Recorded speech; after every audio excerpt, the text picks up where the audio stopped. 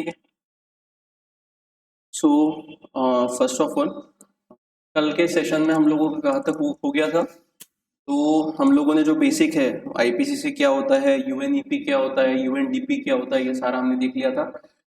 ठीक है। Global environmental facility क्या है, ये भी हम लोगों ने डिस्कस कर लिया था। अब देखो, इन सब की जो शुरुआत होती है, और जैसे हम लोग जो अभी देख रहे थे, this this is one of the most important topic in environment subject, कि भाई इस पे ही ज्यादातर जो है यूपीएससी के एग्जाम में, ठीक है, ज्यादातर क्वेश्चन इस पे ही आते हैं। तो वो है कि जैसे मैंने बताया था आपको कि अर्थ समिट से शुरुआत होती है। ठीक है। अर्थ समिट से जो इंटरनेशनल लॉज है, इंटरनेशनल ट्रीटीज है, वो बनाना शुरू हुआ, और फिर वहां से आगे कौन से निर्णय लिए गए इंटरनेशनल लेवल पे, कि जिसके अंतर्गत क्लाइमेट चेंज को रोकने के लिए बोलिए, या फिर एनवायरमेंट को बचाने के लिए जो भी कदम है, वो कदम उठाना यहां से शुरू हुआ। ठीक है। सो उसमें का जो first and most important conference जो हुआ था, जो कब हुआ था, 1992 में। कब हुआ था बेटा? 1992 में जो हुई थी, उसको ही हम लोग कहते हैं अर्थ समिट। ठीक है। देखो, नाम ही क्यों है earth summit? Because this summit, the purpose of this summit was to protect the mother earth. ठीक है। जो भी पर्यावरण में बदलाव आ रहे थे, जो भी ग्लोबल वार्मिंग हो रही थी, क्लाइमेट चेंज हो रहा था, उसको रोकने के लिए कड़े कदम उठाने चाहिए, इस बात पर एक राय हुई। पूरे दुनिया के जो कंट्रीज थे उनमें एक राय हुई, और उसके बाद ये एक परिषद का आयोजन वहां पे किया गया था। और ये आयोजन कहां पे किया गया था? This conference was organised in Rio de Janeiro, Brazil. Brazil का एक बड़ा शहर है जो कोस्टल सिटी पे आता है, कोस्टल सिटी भी कहते हैं इसको, रियो दी जेनेरियो। ठीक है। रियो दी जेनेरियो ब्राजील की राजधानी नहीं है। Rio de Janeiro is not the capital of Brazil. Brazil की राजधानी कौन सी है? ब्राजीलिया नाम है उसका, that is the capital of Brazil. Is it clear to everyone? ठीक है। सो कॉन्फ्रेंस का नाम क्या था? पहले तो अर्थ समिट इसको शॉर्ट में बोला जाता है, जनरली इसको अर्थ समिट ही बोला जाता है, बट इस कॉन्फ्रेंस का नाम था United nation conference on environment and development. ठीक है। मतलब यूएनसीईडी। तो इसका पर्पस था बेटा कि शॉर्ट में मैं अगर बताऊं तो सस्टेनेबल डेवलपमेंट के साथ पर्यावरण को कैसे बचाया जाए, that was the main objective of this conference. कि डेवलपमेंट तो कंपलसरी है, डेवलपमेंट तो करना ही है, बट कैसा डेवलपमेंट, सस्टेनेबल डेवलपमेंट पे कैसे फोकस किया जाए, और साथ ही साथ पर्यावरण को कैसे बचाया जाए, that was the main objective of this conference with the name of UNCED, United nation conference of environment and development. ठीक है। तो यूएनसीडी, जिसको ही शॉर्ट में बोला जाता है, दूसरा नाम अर्थ समिट या फिर रियो समिट भी इसको कहा जाता है। रियो समिट इसीलिए कहते हैं बिकॉज ये जिस जगह पे हुआ था, उस जगह का नाम क्या था? रियो दी जेनेरियो। और वो जगह कहां पे आती है बेटा? ब्राजील में आती है। देखो, मैंने आपको इसके पहले कल के लेक्चर में भी बताया था कि भाई कल कि जो अपने प्राइम मिनिस्टर है, recently he was on 5 nation tour, और उसमें one of the nation which he visited recently was Brazil. ठीक है। अब ये ब्राजील में क्यों गए थे? एनीबॉडी? ब्राजील में क्यों गए थे? गुनगुन, आपको पता है ब्राजील में क्यों गए थे? तो ब्राजील में ही went in Brazil to attend the BRICS summit. कौन सा समिट अटेंड करने के लिए गए थे? ब्रिक्स समिट अटेंड करने के लिए गए थे। तो पहले ये जो ब्रिक्स समिट था, ये 5 नेशन का ग्रुपिंग था। ठीक है। बट अभी इसकी मेंबर्स की संख्या 10 हो गई है। ठीक है। तो total number of members of BRICS right now is 10, और India is one of the founding member of this BRICS. तो इसकी जो एनुअल कॉन्फ्रेंस होती है वो ब्राजील में ऑर्गेनाइज की गई थी। तो वहां पे हमारे प्राइम मिनिस्टर रिसेंटली गए थे। देखो बेटा, एक चीज ध्यान में रखना, अगेन मैंने बहुत बार आपको बताया कि मैपिंग करना है तो आपको पता होना चाहिए कि भाई ये 5 नेशन गए थे, और कौन से 5 देश जहां पे हमारे प्रधानमंत्री रिसेंटली गए, कहां पे गए, मतलब कौन से शहरों में गए उस 5 देशों में, ये भी हमको पता होना आवश्यक है। ठीक है। क्योंकि क्या है ना, ऐसे ही एक सवाल 2016 में, सॉरी 2015 या फिर 2016 में एक सवाल ऐसे ही पूछा था। उस टाइम पे हमारे प्रधानमंत्री जो सेंट्रल एशियन कंट्रीज होते हैं उनके दौरे पे गए थे, और जितने भी पूरे सेंट्रल एशियन कंट्रीज है उनके विजिट पे गए। तो हमको यूपीएससी ने एक सवाल पूछा था कि भाई हमारे जो प्रधानमंत्री है, क्रोनोलॉजिकली बताओ कि कौन से कंट्री में पहले गए, फिर उसके बाद कहां पे गए, इस तरीके से। तो शायद से इस बार आपको ऐसा भी सवाल पूछा जा सकता है कि भाई बताओ कि मोदी जी जो 5 नेशन का टूर किया, तो पहले कहां पे गए, उसके बाद कहां पे गए। तो आपको ये पता होना चाहिए उस नेशन के साथ हमारे संबंध कैसे है, ये भी पता होना चाहिए। जैसे हमारे प्रधानमंत्री अब ये जो 5 नेशन का टूर था, इसमें एक तो अपना घाना, नामीबिया, फिर ब्राजील, अर्जेंटीना, ठीक है, त्रिनिदाद एंड टोबैगो, ठीक है, जैसा कैरिबियन देश है एक छोटा सा त्रिनिदाद एंड टोबैगो, जिसके राष्ट्रपति भी जो है वो भारत के ओरिजिन से, मतलब भारत के मूल है वो, जैसा बिहार राज्य जो है उसके ही उनका ओरिजिन वहां से आता है। तो ऐसे कंडीशन में हमको ये पता होना बहुत आवश्यक है, क्योंकि इस पे डायरेक्टली या फिर इनडायरेक्टली आपको मैप बेस्ड क्वेश्चन इजीली पूछे जा सकते हैं। अगेन क्यों क्यों आपको ब्राजील के बारे में पता होना चाहिए, बिकॉज यहाँ पे दुनिया का सबसे इंपॉर्टेंट समिट, मतलब एक प्रकार से बोल सकते हैं कि पर्यावरण को बचाने के लिए जो ठोस कदम है, वो ठोस कदम उठाना कब कहां से शुरू हुआ, रियो दी जेनेरियो में एक कॉन्फ्रेंस हुआ था। और रियो दी जेनेरियो कहां पे आता है, ब्राजील में आता है। ब्राजील का एक महत्वपूर्ण शहर है। यहाँ पे सबसे पहली जो परिषद है पर्यावरण को बचाने के लिए, जिसका नाम है UNCED, United nation conference on environmental and development, वो यूएनसीईडी की शुरुआत क्या हुई थी बेटा, यहाँ पे की गई थी, जिसको ये अर्थ समिट बोला जाता है, बिकॉज ये समिट का पर्पस क्या था, अर्थ को बचाना। ठीक है, अगेन मैंने क्या बताया, नाम में देखो एक साइड में है एनवायरमेंट पर्यावरण और दूसरे साइड में है डेवलपमेंट। मतलब इस समिट का, इस कॉन्फ्रेंस का जो पर्पस था, वो पर्पस ये था कि भाई डेवलपमेंट तो होना ही है, बट डेवलपमेंट करते करते हमको पर्यावरण को भी बचाना है। मतलब किस प्रकार का डेवलपमेंट करना है, तो सस्टेनेबल डेवलपमेंट करना है। ठीक है, सो अर्थ summit succeeded in raising public awareness of the need to integrate environment and development। देखो पहला स्टेटमेंट लिखा है, what was the purpose of Earth Summit? To integrate environment and development। और लोगों में जन जागृति की जाए, अवेयरनेस किया जाए कि भाई डेवलपमेंट करते करते हमको पर्यावरण को बचाना आवश्यक है। कुल मिला के 190 member countries pledge their commitment to achieve by 2020 reduction in the current rate of biodiversity loss. ठीक है, मतलब जिस रेट से 1992 में बायोडाइवर्सिटी खत्म हो रही थी, उस रेट को कम करना और बायोडाइवर्सिटी जो लॉस हो रहा है उसको कम करना, that was the target which was pledge, मतलब शपथ ली गई कितने देशों की तरफ से, 190 मेंबर कंट्रीज की तरफ से। वहां पे प्रॉमिस किया गया कि भाई हम लोग ऐसे कदम उठाएंगे कि आने वाले समय में जो बायोडाइवर्सिटी का नुकसान हो रहा है 2010 तक क्या किया जाएगा, कम किया जाएगा। सो These two things are very important whenever it comes to the Earth Summit और UNCED। देखो बेटा, अभी मैंने बताया कि ये समिट हुआ था ब्राजील में। ब्राजील में किस शहर में हुआ था, रियो डी जेनेरियो में ये समिट हुआ था या फिर कॉन्फ्रेंस हुआ था। तो बेसिकली देखो, ये रियो डी जेनेरियो कोस्टल शहर आता है, तो यहाँ पे ये लोकेटेड है, और इसकी जो राजधानी है वो कौन सी है, ब्राजीलिया है। ठीक है, सो आपको थोड़े जो बड़े बड़े शहर है, जैसा साओ पाउलो एक नीचे आता है, this is Sao Paulo, this is one of the major city of Brazil. तो आपको 3-4 जो इंपॉर्टेंट शहर है इसके बारे में एक पता होना चाहिए। इसके अलावा अगर हम लोग थोड़ा इसका ज्योग्राफिकल मैप देखते हैं ब्राजील का, तो इसमें आपको पता होगा कि दुनिया की वन ऑफ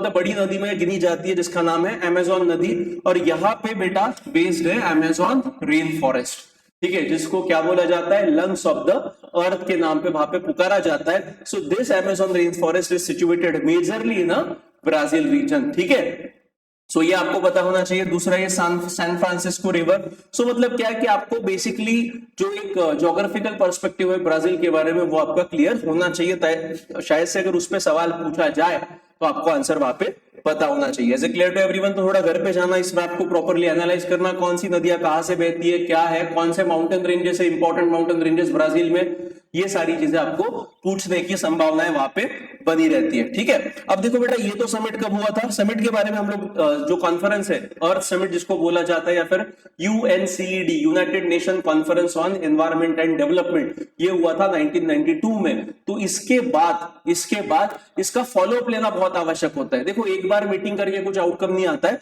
वो मीटिंग के बाद सच में जो देशों ने प्रॉमिस किया है वो हो रहा है कि नहीं हो रहा है, ये देखना भी बहुत आवश्यक होता है। तो उसके लिए पोस्ट यूएनसीडी मीटिंग्स भी कंडक्ट किए गए, मतलब ये कॉन्फ्रेंस का फॉलोअप लेने के लिए और कॉन्फ्रेंसेस करवाई गई, जिनको बोला जाता है, जैसा 1992 में हुआ था पहला अर्थ समिट। ठीक है, फिर इसका फॉलोअप लेने के लिए इसके 10 साल बाद, आफ्टर 10 ईयर, एक कॉन्फ्रेंस हुआ था, और वो हुआ था जोहान्सबर्ग, साउथ अफ्रीका में। ठीक है, सो 10 साल के बाद, मतलब 2002 में एक कॉन्फ्रेंस हुआ था जिसका नाम था world summit on sustainable development, जिसको शॉर्ट में बोला जाता है रियो+10। रियो+10 इसीलिए बोला जाता है बिकॉज रियो दी जेनेरियो में जो अर्थ समिट हुआ था उसके एग्जैक्टली 10 साल बाद एक फॉलोअप मीटिंग, एक फॉलोअप समिट ऑर्गेनाइज किया गया था कि भाई जो भी हम लोगों ने अर्थ समिट में प्रॉमिस किया था या फिर डिसाइड किया था वो प्रॉपरली इंप्लीमेंट हो रहा है कि नहीं हो रहा है, ये देखने के लिए। तो ये जो 2002 में जो समिट हुआ जिसको रियो प्लस 10 बोला जाता है, बिकॉज रियो दी जेनेरियो में जो समिट हुआ था उसके एग्जैक्टली 10 साल बाद, जिसका नाम क्या था, world summit on sustainable development. कहां पे हुआ था बेटा? Johannesburg, south Africa. अगेन आपका होमवर्क है भाई, साउथ अफ्रीका निकालो और उसमें का जोहान्सबर्ग कहां पे आता है एक बार देख लेना। फिर उसी का और फॉलो, मतलब फिर से 2002 में और कुछ तो भी चीजें डिसाइड हुई होंगी, फिर 2002 में जो भी डिसाइड होगा उसी का एक फॉलो 2012 में, मतलब एग्जैक्टली 10 साल बाद, ठीक है इसके। और आफ्टर 10 ईयर्स, तो आफ्टर 10 ईयर्स मतलब रियो से 1992 से कितने साल हो गए? 20 साल। तो ये आएगा 2012 में। सो 2012 में एक और कॉन्फ्रेंस का आयोजन किया गया था जिसका नाम रखा गया United nation conference on sustainable development, जिसको शॉर्ट में बोला जाता है रियो प्लस 20। रियो प्लस 20 क्यों? क्योंकि रियो दे जेनेरियो 1992 में हुआ था, उसके 20 साल बाद ये 2012 में United nation conference on sustainable development organize किया गया था, जिसको रियो प्लस 20। और ये भी कहां पे हुआ था? रियो दी जेनेरियो, ब्राजील में ही इसका ये ऑर्गेनाइज वहां पे कॉन्फ्रेंस किया गया था। Is it clear to everyone? So these are the two main conferences which are conducted or which were organized basically to take a follow up of this UNCD। Earth summit जो हुआ था 1992 में, उसका follow up लेने के लिए 10 साल बाद जो समिट हुआ जिसको बोला जाता है रियो प्लस 10, जो हुआ था 2002 में, और उसके और 10 साल बाद मतलब 1992 से 20 साल बाद जो समिट हुआ था उसको बोला जाता है रियो प्लस 20, जो हुआ था रियो दी जेनेरियो, ब्राजील में। नाम क्या था? United nation conference on sustainable development. और 2002 में जो समिट हुआ था उसका नाम था world summit on sustainable development. देखो बेटा, आपको नाम पता होना आवश्यक है, कब क्या हुआ, उसको रियो प्लस 10, रियो प्लस 20 क्या है, ये आपको पता रहना आवश्यक है, क्योंकि यूपीएससी सवाल वैसे पूछ सकती है। Is it clear to everyone? ठीक है।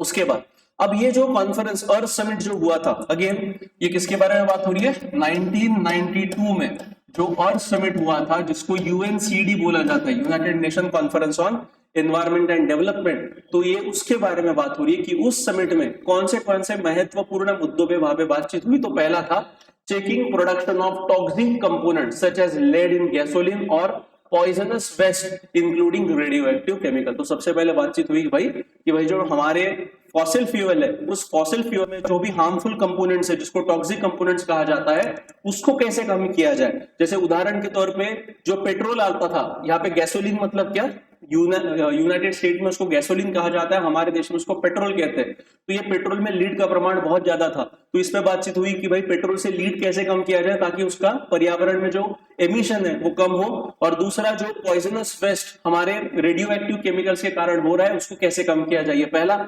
Alternative sources of energy to replace the use of fossil fuel, कि भाई फॉसिल फ्यूल को हमको रिप्लेस करना है, देखो पॉल्यूशन कम करना है, ठीक है। अगर पर्यावरण बदलाव मतलब क्लाइमेट चेंज को रोकना है तो वन ऑफ द ऑप्शन क्या था कि भाई ग्रीन हाउस गैस का एमिशन रोकना, कम करना बहुत आवश्यक था, and the major source of green house gas emission was fossil fuel. तो इस पे भी बातचीत हुई कि भाई अल्टरनेटिव सोर्सेज ऑफ एनर्जी कौन से है कि जिस पे हम लोग इमीडिएटली स्विच कर सकते हैं ताकि फॉसिल फ्यूल का इस्तेमाल क्या हो, कम हो।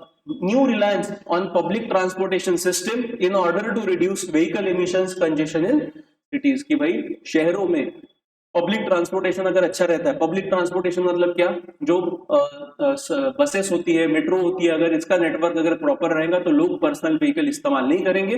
अगर पर्सनल व्हीकल इस्तेमाल नहीं करते तो क्या होगा बेटा, पोल्यूशन कम किया जा सकता है। तो उस पर भी यहाँ पे सोच विचार हुआ कि भाई किस नए प्रकार के पब्लिक ट्रांसपोर्टेशन हम लोग ला सकते हैं। जैसे उस जमाने में मेट्रो वगैरह का जो शुरुआत हुआ था तो फिर वहां पे डिसाइड हुआ कि भाई बसेस वगैरह जो है, जैसे पहले जो बसेस आते थे वो बसेस ज्यादातर डीजल पे चलने वाले आते थे, और आपको सबको पता है बेटा कि डीजल का इंजन एक समय बाद क्या होता है, पुराना हो जाता है, तो उसमें एमिशन बहुत करता है।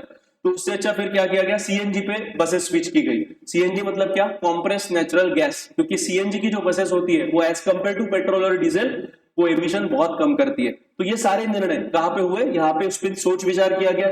चौथा, the health problem caused by polluted air and smoke, की भाई जो पोल्यूशन हो रहा है हवा में उसके कारण कौन से हेल्थ प्रॉब्लम आ रहे हैं, and the growing usage and limited supply of water, क्योंकि भाई उस समय से ही वाटर पे चिंतन शुरू हो गया था कि भाई आने वाले समय में पानी को बचाना बहुत आवश्यक है। अगर पानी को नहीं बचाते तो आने वाले समय में शायद से अलग अलग देशों के बीच में विश्व युद्ध भी हो सकता है, and the main reason could be water, ठीक है, वाटर डेफिशिएंसी। और जैसे आज हम लोग देख रहे हैं कि 1992 में जब कदम उठाए गए उसका इम्पैक्ट आज तक भी नहीं हुआ है, मतलब 2025 आ गया है, बट वाटर शॉर्टेजेस मैंडेटरी, मतलब ग्राउंड वाटर लेवल भी दिन ब दिन कम होते जा रहा है, पीने का पानी के जो सोर्सेस है वो भी कम होते जा रहे हैं, और मेन मतलब क्लाइमेट चेंज के कारण जो बारिश नेचुरली होती थी वो बारिश का पैटर्न भी अभी क्या हो चुका है, बिगड़ चुका है। एक मैं आपको उदाहरण बताता हूँ। अब जैसा few days back we have seen in Nagpur के भाई 2 दिन में कम से कम कितना 204 millimetre rainfall with in 1 day, 24 hours के बीच में उतना बारिश हुआ। मतलब मैंने आपको बताया था कि क्लाइमेट चेंज के कारण क्या हो रहा है कि शॉर्ट स्पैन में बारिश बहुत जम के हो रही है, ठीक है। जो बारिश पहले 10-15 दिन में होती थी अभी वो एक ही दिन में हो रही है। अब ये क्या है, this is because the climate change, because of the climate change. अब देखो 2 दिन बारिश हुई, 10 दिन आराम से शांत रहेगा, फिर से 1-2 दिन और जम के बारिश होगी। मतलब क्या हो रहा है कि भाई जो पैटर्न है रेनफॉल का वो पूरा डिस्टर्ब हो चुका है। अब ये तो बेटा इंडिया की स्पेसिफिकली हम लोग नागपुर की बात कर रहे हैं, but in yesterday's paper only I read about south east Asian countries. कौन से देशों के बारे में मैंने पढ़ा, साउथ ईस्ट एशियन नेशंस के बारे में पढ़ा, उसमें भी south Korea. South east nation जो है, एक बार घर पे जाना गूगल करना, लिस्ट आपको मिल जाएगी। जैसा ये थाईलैंड वगैरह जो आते हैं ना, ये सारे साउथ ईस्ट एशियन नेशन आते हैं, म्यांमार, मलेशिया, ये सारे देश। अब इन देशों में साउथ कोरिया, नॉर्थ कोरिया उसमें ही आता है। साउथ कोरिया का एक स्पेसिफिक एग्जांपल बताया। अभी जैसे भारत में मानसून से बारिश शुरू होती है, जून के महीने से शुरू होती है, जून, जुलाई, अगस्त, सितंबर तक रहती है, उसी प्रकार इन साउथ ईस्ट एशियन नेशंस देशों में भी जो बारिश होती है मानसून के कारण आती है। उनका मानसून शॉर्ट रहता है, जून में शुरू होता है तो जुलाई तक चलता है, मतलब 1-1.5 महीने के आसपास रहता है। अब इशू ऐसा है कि इस बार मतलब पिछले कुछ सालों से जो बारिश पहले कम से कम महीना भर चलती थी, अभी वो बारिश हार्ड टू हार्ड 3-4 दिन होती है, और वो भी एक ही दिन में इतनी बारिश हो जाती है कि पूरा का पूरा जो सिटी होता है वो पूरा फ्लडेड बन जाता है, या फिर वहां पे पानी जमा हो जाता है, जिसको फ्लैश फ्लड्स वगैरह भी हम लोग बोलते हैं, उस प्रकार का। तो मतलब क्या है कि भाई जो negative impact of global warming है वो धीरे धीरे करके बेटा हमारे अलग अलग देशों में उसका इंपैक्ट वहां पे देखने को मिल रहा है, और उसके कारण खाने का प्रोडक्शन जो है, फूड सिक्योरिटी का सबसे बड़ा इशू वहां पे रेज किया जा रही है। तो एक ये तो हो गया साउथ ईस्ट एशियन नेशन का। इवन मैं आपको बताना चाहता हूँ कश्मीर, ठीक है, अभी कश्मीर भी बहुत चर्चा में है। कश्मीर चर्चा में क्यों है, not because of terrorism but because of impact of climate change. बेटा कश्मीर में आपको सबको पता है कि अभी तक हम लोग जाते थे वहां पे, आज भी जाते हैं, टूरिज्म बहुत ज्यादा होता है और कड़ाके की ठंड पड़ती है वहां पे भी। अभी जैसा ये जून जुलाई का जो महीना रहता है ना, ये वहां पे समर कहलाता है, टेम्परेचर ज्यादा होता है।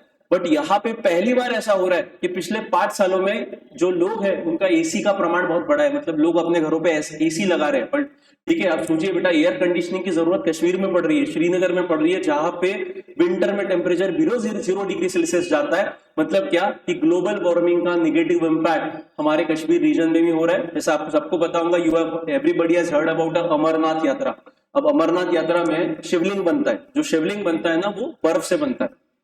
बेटा उसके पहले तक कम से कम वो जो शिवलिंग होता था वो जुलाई में बनता था और अगस्त के एंड तक रहता था। जुलाई के फर्स्ट वीक में वगैरह तैयार हो जाता था, नेचुरली बनता है, और अगस्त के एंड तक रहता था। अभी तो ऐसा है कि पिछले साल तो सिर्फ 20 या 25 दिन रहा था, अभी इस साल बोला जा रहा है कि जुलाई में बना है तो 15-20 दिन में ही गायब हो जाएगा। तो मतलब क्या है कि क्लाइमेट चेंज का निगेटिव इम्पैक्ट टूरिज्म पे भी हो रहा है। ज्योग्राफिकल जो ऐसे ऐसे लोकेशंस की जहां पे पहले हीट वेव नहीं रहती थी, वैसे रीजन्स में भी हीट वेव वहां पे एक्सपीरियंस की जा रही है। तो मतलब क्या कि अर्थ समिट में जो डिसीजंस लिए गए वो इंप्लीमेंट तो हुए, बट जिस तरीके से इंप्लीमेंटेशन होना चाहिए था उस तरीके का इंप्लीमेंटेशन नहीं हुआ है।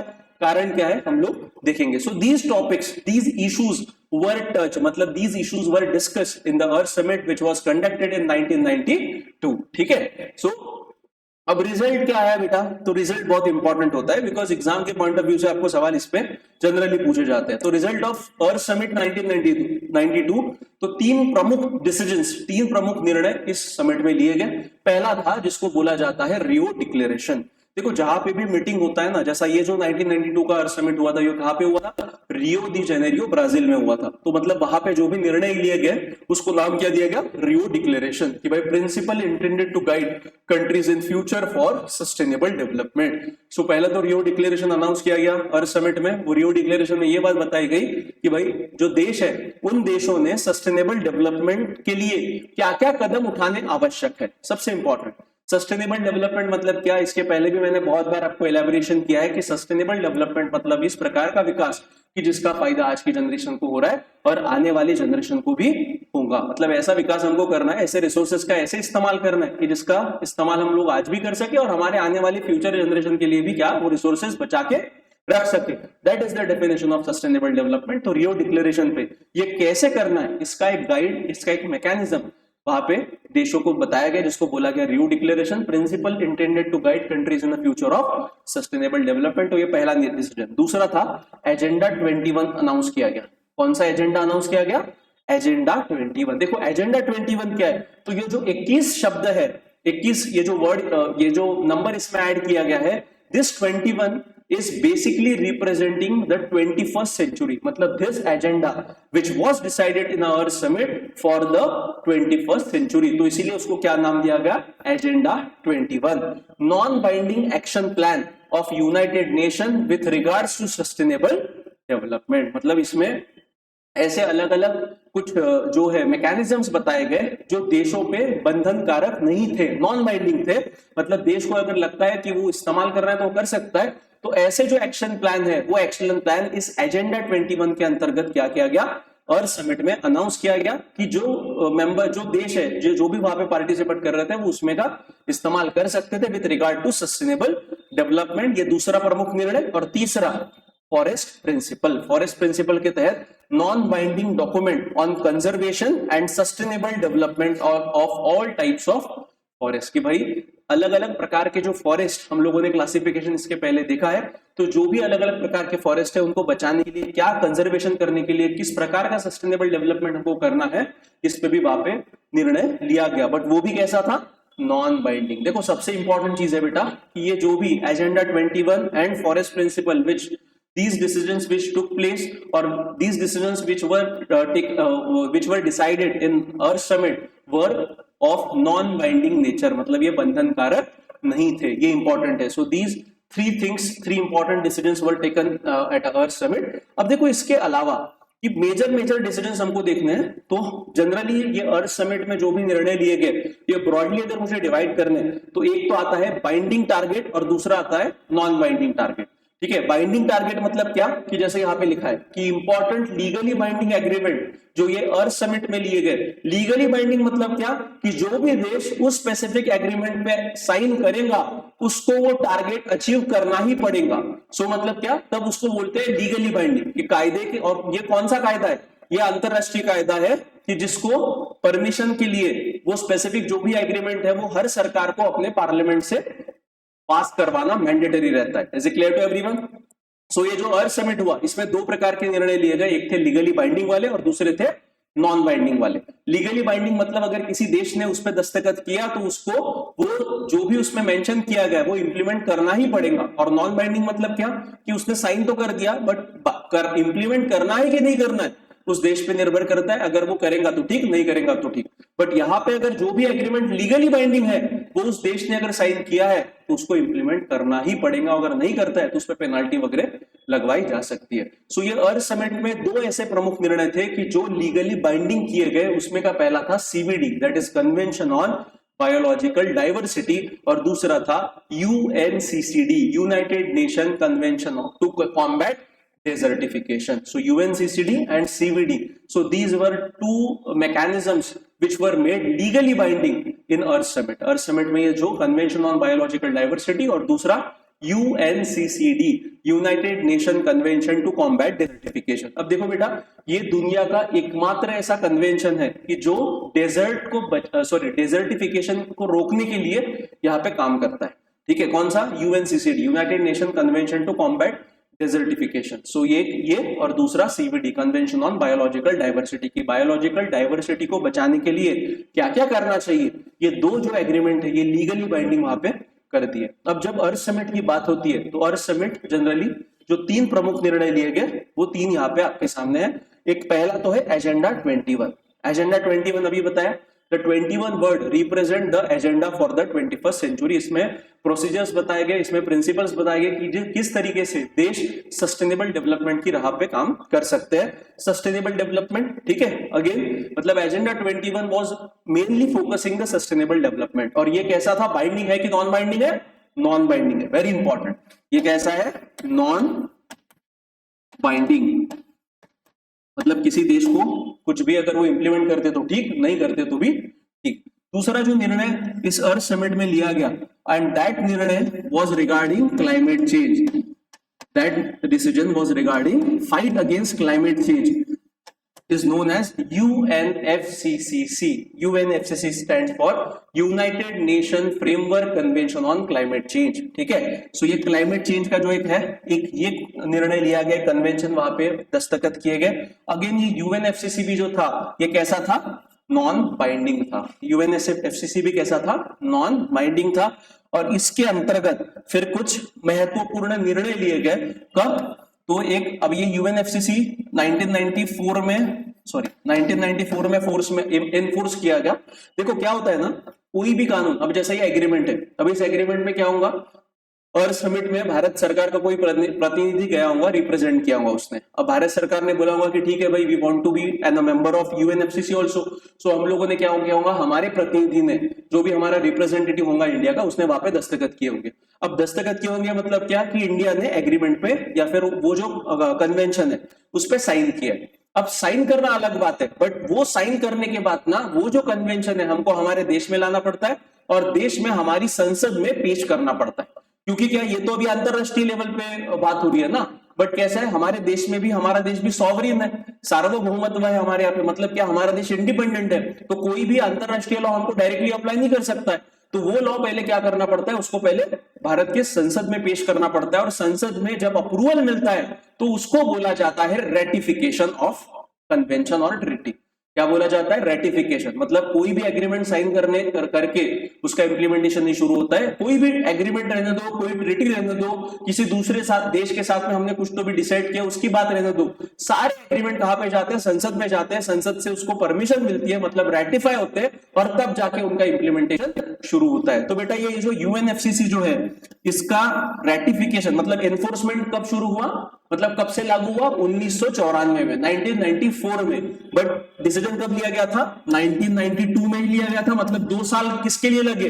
तो जो भी देशों ने वो UNFCCC पे साइन किया होगा, हर देश वो लेके अपने पार्लियामेंट में गया और वहां से अप्रूवल लाया, तो अप्रूवल को 2 साल लगे। मतलब 1994 में UNFCCC को मान्यता मिली और उसका एनफोर्समेंट, उसका इंप्लीमेंटेशन शुरू हुआ। और उसके तहत 1997 में एक प्रमुख अमेंडमेंट किया गया, जिसको बोला गया, बदलाव किए गए, जिसको बोला गया क्योटो प्रोटोकॉल। ये क्योटो नाम का शहर जापान में आता है, तो वहां पे जो भी बदलाव किए गए उसके बारे में हमको पढ़ना है। और उसके बाद, ये तो 1997 में एक प्रमुख बदलाव हुआ, और उसके बाद प्रमुख बदलाव किया गया 2015 में, जिसको बोला जाता है Paris climate deal. Is it clear to everyone? समझा इतना? सो क्लाइमेट चेंज के अंतर्गत क्योटो प्रोटोकॉल और पेरिस समिट, ये भी हमको पढ़ना है।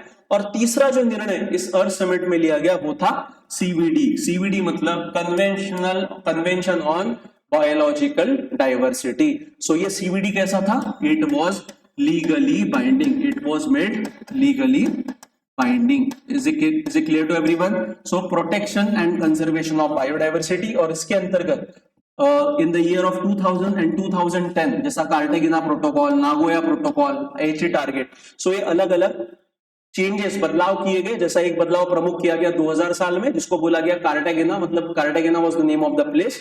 दूसरा, जापान में नागोया नाम का शहर आता है, वहां पे एक बदलाव किया गया जिसको बोला गया Nagoya protocol. Is it clear to everyone? उसके बाद Aichi टारगेट भी दिया गया for specifically protection and conservation of biodiversity. So these 3 important targets, these 3 important decisions were taken by at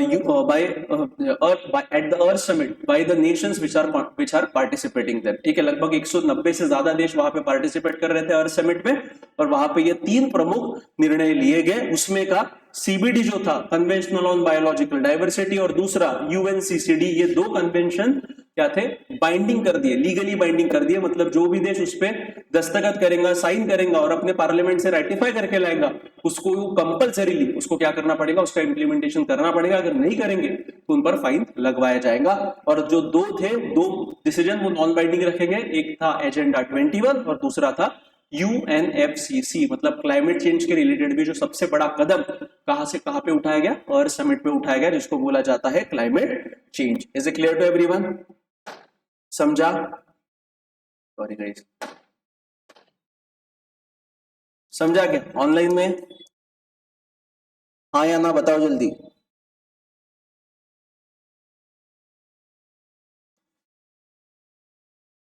भूमि, आकृति, गुनगुन, पूजा।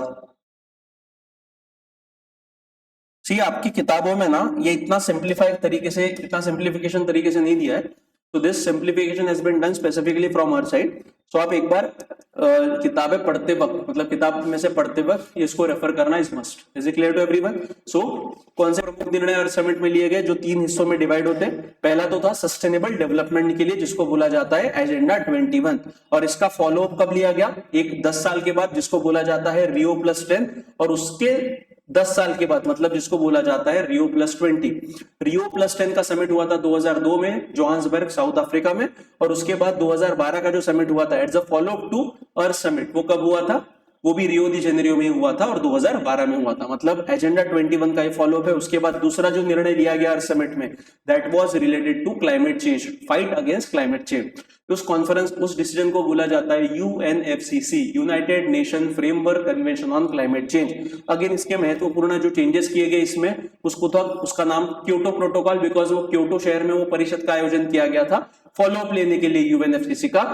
और उसके बाद दूसरा जो निर्णय है 2015 में पेरिस क्लाइमेट डील में लिया गया, वो भी हमको पढ़ना है। उसके बाद तीसरा और महत्वपूर्ण निर्णय अर्थ समिट रिलेटेड जो लिया गया, जिसको बोला जाता है convention on biological diversity. Again this was for protection and conservation on biodiversity. इसके भी जो फॉलो अप मीटिंग्स है वो लिए गए, कार्टागिना, नागोया, एची टारगेट। तो ये भी क्या है, ये भी हमको डिटेल में पढ़ना है। Is it clear to everyone? अब इसमें से कौन से बाइंडिंग थे और कौन से नॉन बाइंडिंग थे? तो सीबीडी वाज लीगली बाइंडिंग। ये कैसा था? Legally binding. और सीबीडी के साथ और कौन सा लीगली बाइंडिंग रखा गया?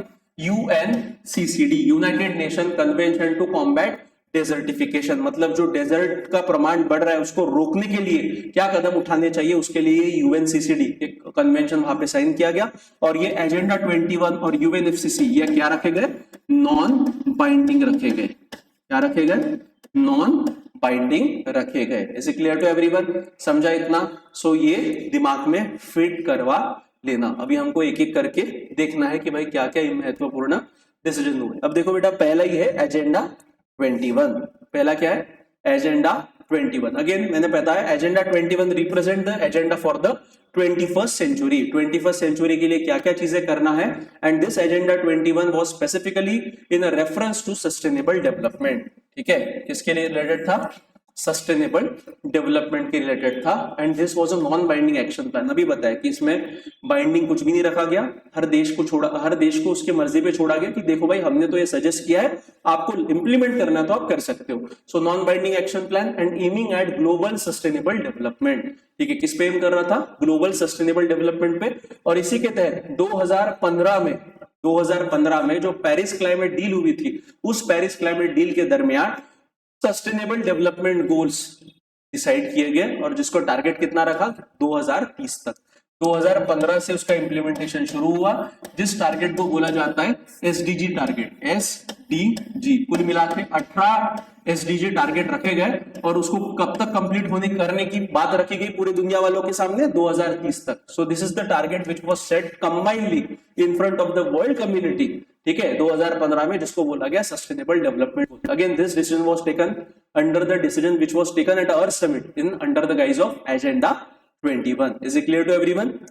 उसके बाद दूसरा जो लीगली बाइंडिंग निर्णय अर्थ समिट में लिया गया, जिसका नाम था United Nation convention to combat desertification. Is it clear to everyone? मतलब ये क्या कि भाई जो डेजर्टिफिकेशन हो रहा है, डेजर्टिफिकेशन का मतलब होता है कि जो डेजर्ट्स का एरिया बढ़ रहा है और जंगल खत्म हो रहे हैं और वीरान एरिया बढ़ते जा रहा है, तो उसको कैसे कम किया जाए, कैसे डेजर्ट्स को रोका जाए, उस पे एक्शन लेने के लिए यूएनसीसीडी का एग्रीमेंट वहां पे साइन किया गया, that is United Nation convention to combat desertification. और ये कैसा है, लीगली बाइंडिंग है। ये कैसा है, कोई भी देश इसको साइन करेगा तो उसको इसके मेजर्स इंप्लीमेंट करने पड़ेंगे।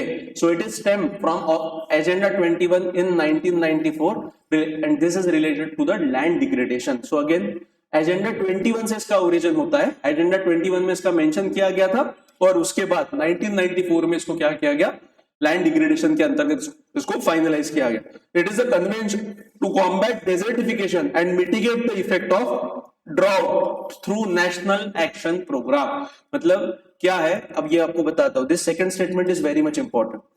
अभी मैंने क्या बताया कि भाई यूएनसीसीडी का जो टारगेट है, यूएनसीसीडी में जिस भी देशों ने दस्तखत किए होंगे, सिग्नेचर किया होगा, उनको ये टारगेट अचीव करना इज मैंडेटरी, क्योंकि ये लीगली बाइंडिंग है। मतलब एक बार अगर देश ने साइन किया तो उसने जो भी उसमें बोला गया वो करना ही पड़ेगा।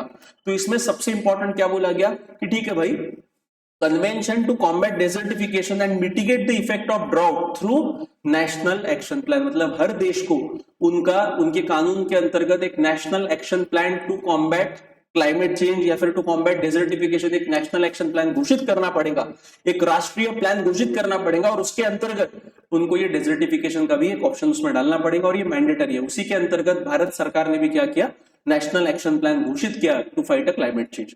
ठीक है, is it clear to everyone? उसके बारे में मैं आपको बताऊंगा इसके बाद कि भाई वो नेशनल एक्शन प्लान क्या था। So the convention to combat desertification and mitigate the effect of drought through national action program. और ये कैसा था बेटा, लीगली बाइंडिंग। मतलब जिन भी देशों ने इस एग्रीमेंट पे साइन किया होगा उनको ये national action plan banana was made mandatory. It is committed to the bottom up approach, very important. अभी तक क्या होता था, इसके पहले तक जो भी डिसीजंस होते थे ऊपर वाली बॉडी कुछ बताती थी और सबको इंप्लीमेंट करने पड़ते थे, बट यहाँ पे क्या हो गया, यूएनसीसीडी के अंतर्गत, United Nation convention to combat desertification के अंतर्गत लोगों से राय ली गई और लोकल अप्रोचेस जाने गए। जैसे मान लो भारत में राजस्थान में थार डेजर्ट है, तो वहां के जो लोग हैं, लोकल लोग हैं, उनसे ओपिनियन लिया गया कि भाई कौन से पेड़ पौधे लगाने पड़ेंगे ताकि ये जो डेजर्ट्स है, ये डेजर्ट का एरिया बढ़ने से हम लोग उसको रोक सकते हैं। तो इसको बोलते हैं बेटा, मतलब लोकल लोगों से राय लेके फिर वो इंप्लीमेंट किया गया। So it is committed to bottom up approach, कि लोगों से राय लेके उसका इंप्लीमेंटेशन करना,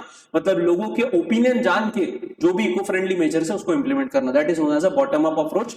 सो encouraging the participation of local people in combating desertification, की डेजर्टिफिकेशन रोकने के लिए जो भी लोकल लोगों का नॉलेज है उसके आधार पे पॉलिसी बनाओ, प्लानिंग करो और वो इंप्लीमेंट करो, ताकि जो इफेक्ट है हमको वो फुल प्रूफ इफेक्ट दिखेंगे और जिसमें लोकल लोगों का भी पार्टिसिपेशन रहेगा। So this was decided under UNCCD, United Nation convention to combat desertification. ठीक है, वेरी मच इंपॉर्टेंट बेटा, ये आपको ध्यान में रखना है। और यूएनसीसीडी कैसा है, लीगली बाइंडिंग टारगेट है।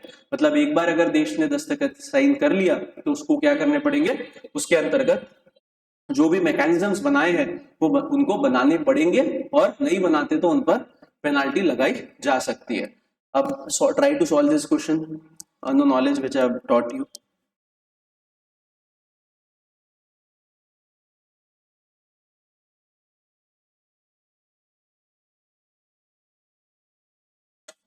What is the answer to this question? This question was asked in a 2016 UPSC prelims examination.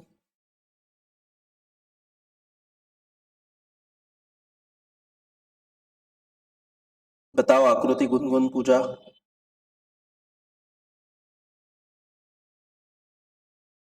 Again very simple question यार, अभी मैंने बताया एजेंडा 21 कब शुरू हुआ,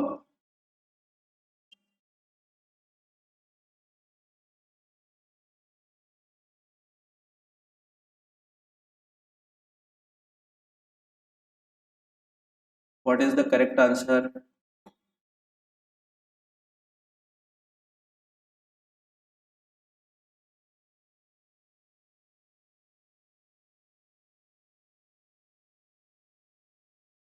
ए। और बाकी लोग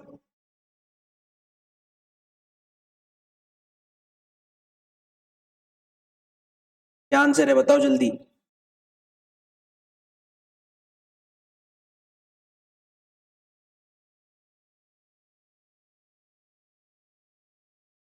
भूमि, पूजा, क्या आंसर है बेटा?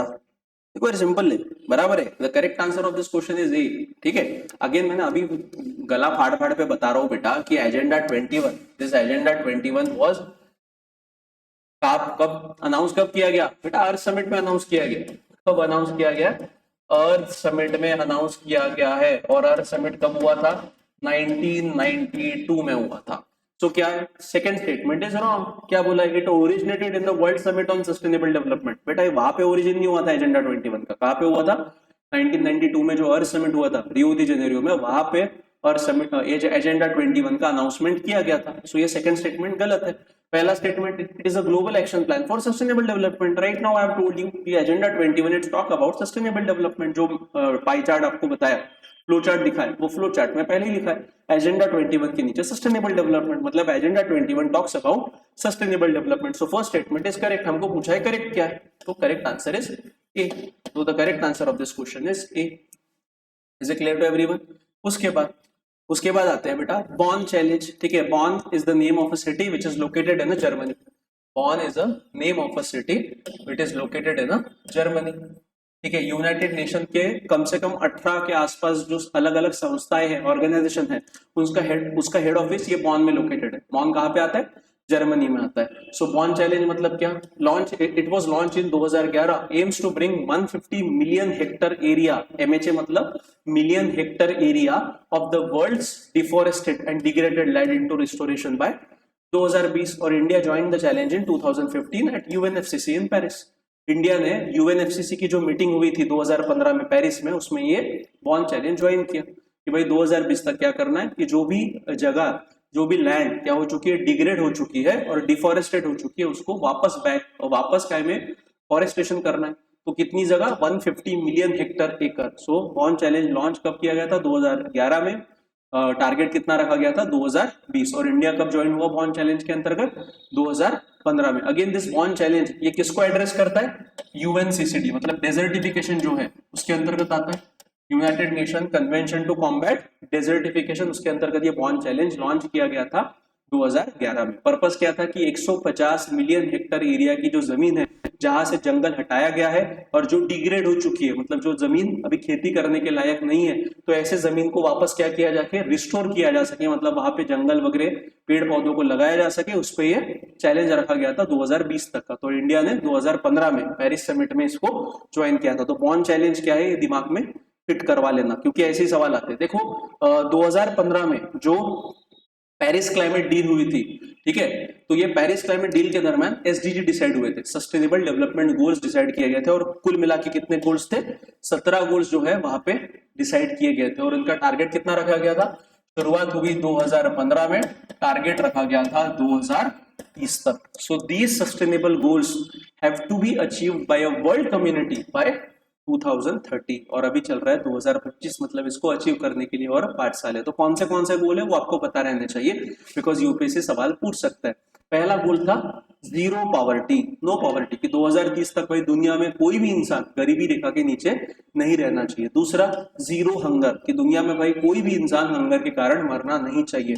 गुड हेल्थ एंड वेलबींग, लोगों की हेल्थ और वेलबींग पे फोकस करना है, हेल्दी प्रैक्टिसेस प्रमोट करना है, दैट वाज द टारगेट। चौथा क्वालिटी एजुकेशन, कि भाई सबको, गरीब रहे अमीर रहे, सब बच्चे को क्या मिलना चाहिए? क्वालिटी एजुकेशन मिलना चाहिए। जेंडर इक्वालिटी होनी चाहिए, क्लीन वाटर एंड सैनिटेशन, उसके बाद affordable and clean energy, then decent work and economic growth, industry innovation and infrastructure पे फोकस, रिड्यूस इनइक्विलिटी, कि जो अमीर अमीर बन रहा है, गरीब गरीब बन रहा है, तो अमीर और गरीबी के बीच में जो दूरी है वो कम होगी। सस्टेनेबल सिटीज एंड कम्युनिटीज, के भाई ऐसे शहर बनाने हैं कि जिसका फायदा आज की जनरेशन को भी हो और आने वाले जनरेशन को भी मिले। जैसा क्लाइमेट आज है वैसा क्लाइमेट आने वाले जनरेशन के लिए भी बरकरार रहे, that is known as sustainable cities and communities. Responsible consumption and production, very important. Responsible consumption and production की अगर मैं आपको उदाहरण बताऊं तो बेटा आजकल ना बहुत सारे जो सोप मेकिंग कंपनीज है, जैसा हिंदुस्तान यूनिलीवर वगैरह जो हो गया, तो ये लोग क्या कर रहे हैं ना, प्लास्टिक का इस्तेमाल अपने प्रोडक्ट में बहुत कम करवा रहे हैं। प्लास्टिक का इस्तेमाल मतलब क्या, कि जैसे पुराने जमाने में जो साबुन वगैरह आती थी, सोप्स आते थे, ज्यादातर soaps were covered in the plastic packaging. बाहर में भी जो कवर रहता था वो भी प्लास्टिक का रहता था, अंदर में भी जो कवर रहता था वो भी प्लास्टिक का रहता था।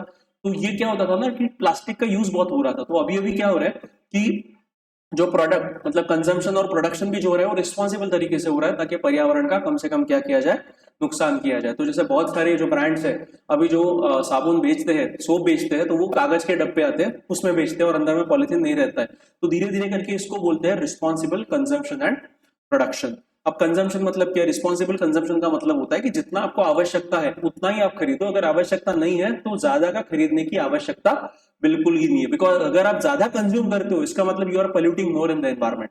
सो क्या करना है, रिस्पॉन्सिबल कंजम्पशन एंड प्रोडक्शन। उसके बाद 13वां टारगेट है क्लाइमेट एक्शन, कि क्लाइमेट चेंज जो हो रहा है उसको रोकने के लिए जो भी एक्शन लेना है, जैसे ग्रीन हाउस गैस का इमिशन कम करना है, फॉसिल फ्यूल का इस्तेमाल कम करना है, नई टेक्नोलॉजी पे काम करना है, रिन्यूएबल एनर्जी का इस्तेमाल बढ़ाना है, सोलर हो गया, विंड हो गया, जिससे पर्यावरण में प्रदूषण बहुत कम से कम होता है, उस पर फोकस करना है। So these are climate action. उसके बाद life below water, very important बेटा। सबसे निगेटिव इम्पैक्ट अगर मैं इकोसिस्टम वाइज अगर मैं बताऊं, जैसा हमने टेरेस्ट्रियल इकोसिस्टम देखी, उसमें भी aquatic ecosystem is highly impacted because of the pollution which the human और एंथ्रोपोजेनिक एमिशन के कारण जो भी प्रदूषण हो रहा है, उसका सबसे बुरा और सबसे विपरीत परिणाम किसी पे अगर हो रहा है तो वो कौन सी है, एक्वेटिक इकोसिस्टम, जिसको बोला जाता है लाइफ बिलो वाटर। और दिन ब दिन क्या होते जा रहा है, ये पानी के जो जीव है ये नष्ट होते जा रहे हैं, और पानी में पोल्यूशन का प्रमाण बहुत ज्यादा बढ़ रहा है, और स्पेसिफिकली ओशन का जो पानी है उसमें प्लास्टिक पोल्यूशन के तो कारण उसकी हालत बहुत बुरी होती जा रही है। सो उस पर भी हमको फोकस करना है, मतलब प्लास्टिक एमिशन हमको कम करना पड़ेगा, ठीक है। Then life on land, very important. जिस प्रकार पानी खराब हो रहा है उसी प्रकार जमीन भी खराब हो रही है, तो उसको भी हमको बचाना है। Then peace, justice and strong institutions, की भाई इंटरनेशनल लेवल पे क्या हो, पीस बरकरार रहे। और जो अलग अलग संस्थाएं हैं जो अंतरराष्ट्रीय लेवल पे काम करती है, नेशनल लेवल पे काम करती है, पीस डिलीवर करने के लिए, जस्टिस देने के लिए, न्याय देने के लिए, उनको फोकस करो। और 17वां जो है पार्टनरशिप फॉर द गोल्स, की अलग अलग देशों के बीच में क्या होना चाहिए, ये गोल्स जितने भी 17 गोल बताए हैं, इनको अचीव करने के लिए पार्टनरशिप भी होना बहुत आवश्यक है। So these are 17 important sustainable development goals which was decided in 2015 at Paris climate deal, और उसका एक टारगेट कितना रखा गया, 2030 तक। मतलब ये जो गोल्स मैंने यहाँ पे पूरे बताए हैं, ये कब तक अचीव करना है, दुनिया को, इंडिया को नहीं। India is one of the part of this. India के साथ पूरे दुनिया को 2030 तक जीरो हंगर, जीरो पॉवर्टी, इनइक्विलिटी कम से कम होनी चाहिए, हेल्थ फैसिलिटी देनी है सबको, अच्छा एजुकेशन देना है, मतलब एजुकेशन का प्रचार और प्रसार होना चाहिए, कोई भी बच्चा एजुकेशन के बगैर नहीं रहना चाहिए। ये सारी इंपॉर्टेंट डिसीजन इस एसडीजी गोल्स के अंतर्गत वहां पे मेंशन किए गए हैं। तो क्या नाम क्या है, सस्टेनेबल डेवलपमेंट गोल। ये क्वेश्चन छुड़ाओ बेटा, try to solve this question. This is about UNCCD, United Nation Convention to Combat Desertification. Again simple question, जो मैंने अभी तक पढ़ाया है उसी पे ये सवाल है, आंसर बताओ।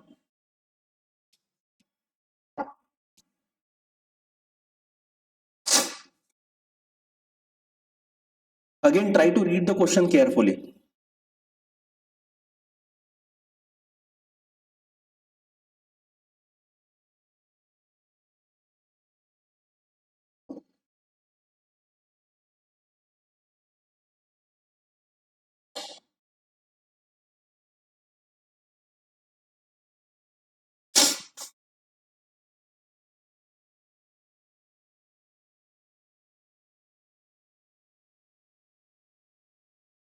आंसर चैट सेक्शन में टाइप करो जिनका भी।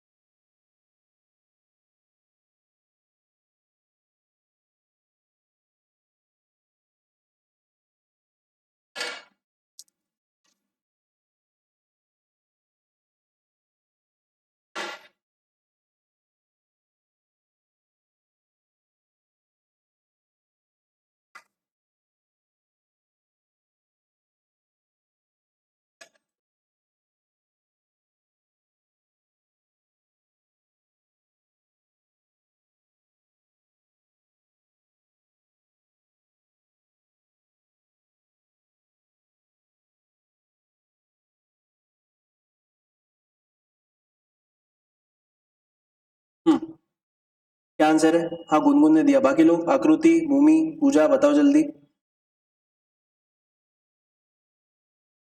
सिंपल क्वेश्चन है।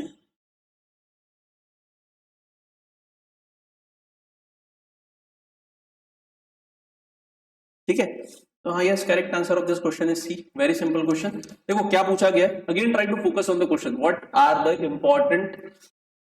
The importance of United Nation convention to combat desertification, कि भाई यूएनसीसीडी का महत्व क्या है, ये आपको पूछा गया और आपको 3 स्टेटमेंट दिए गए और पूछा गया कि करेक्ट आंसर कौन सा है। देखो इसमें again read the first statement. First statement क्या है, it aims to promote effective action through innovative national program and supportive international partnership. Yes, अभी मैंने वहां पे यूएनसीसीडी के बारे में बताते वक्त बोला है कि भाई ये लीगली बाइंडिंग है। पहला तो ये जो यूएनसीसीडी एग्रीमेंट है जो अर्थ समिट में लिया गया था, ये निर्णय क्या है, लीगली बाइंडिंग है। दूसरा मैंने क्या बताया था कि हर देश को नेशनल एक्शन प्लान बनाना पड़ेगा। सो वही है, it aims to promote effective action through innovative national programme. Yes, national programme बनाना है एंड सपोर्टिव इंटरनेशनल पार्टनरशिप बताया, उसमें भी लिखा गया था कि भाई दूसरे देशों के साथ कोलैबोरेट करके हमको ये करना है। तो first statement is correct. Second statement पढ़ो, it has a special particular focus on South Asia and North Africa region and its secretariat facilitates the allocation of the major portion of financial resources to these region। ऐसा कहाँ पे बोला गया मैंने कि भाई UNCCD सिर्फ मेजरली उसका फोकस है भाई साउथ एशिया और नॉर्थ अफ्रीका, ऐसा कुछ भी नहीं बोला। मतलब दूसरा स्टेटमेंट रॉन्ग है। और लॉजिकल बात है, अगर आपको पता भी नहीं रहेगा तो लॉजिकल बात क्या है भाई, वो यूनाइटेड नेशन का प्रपोजल है, United Nation convention to combat desertification.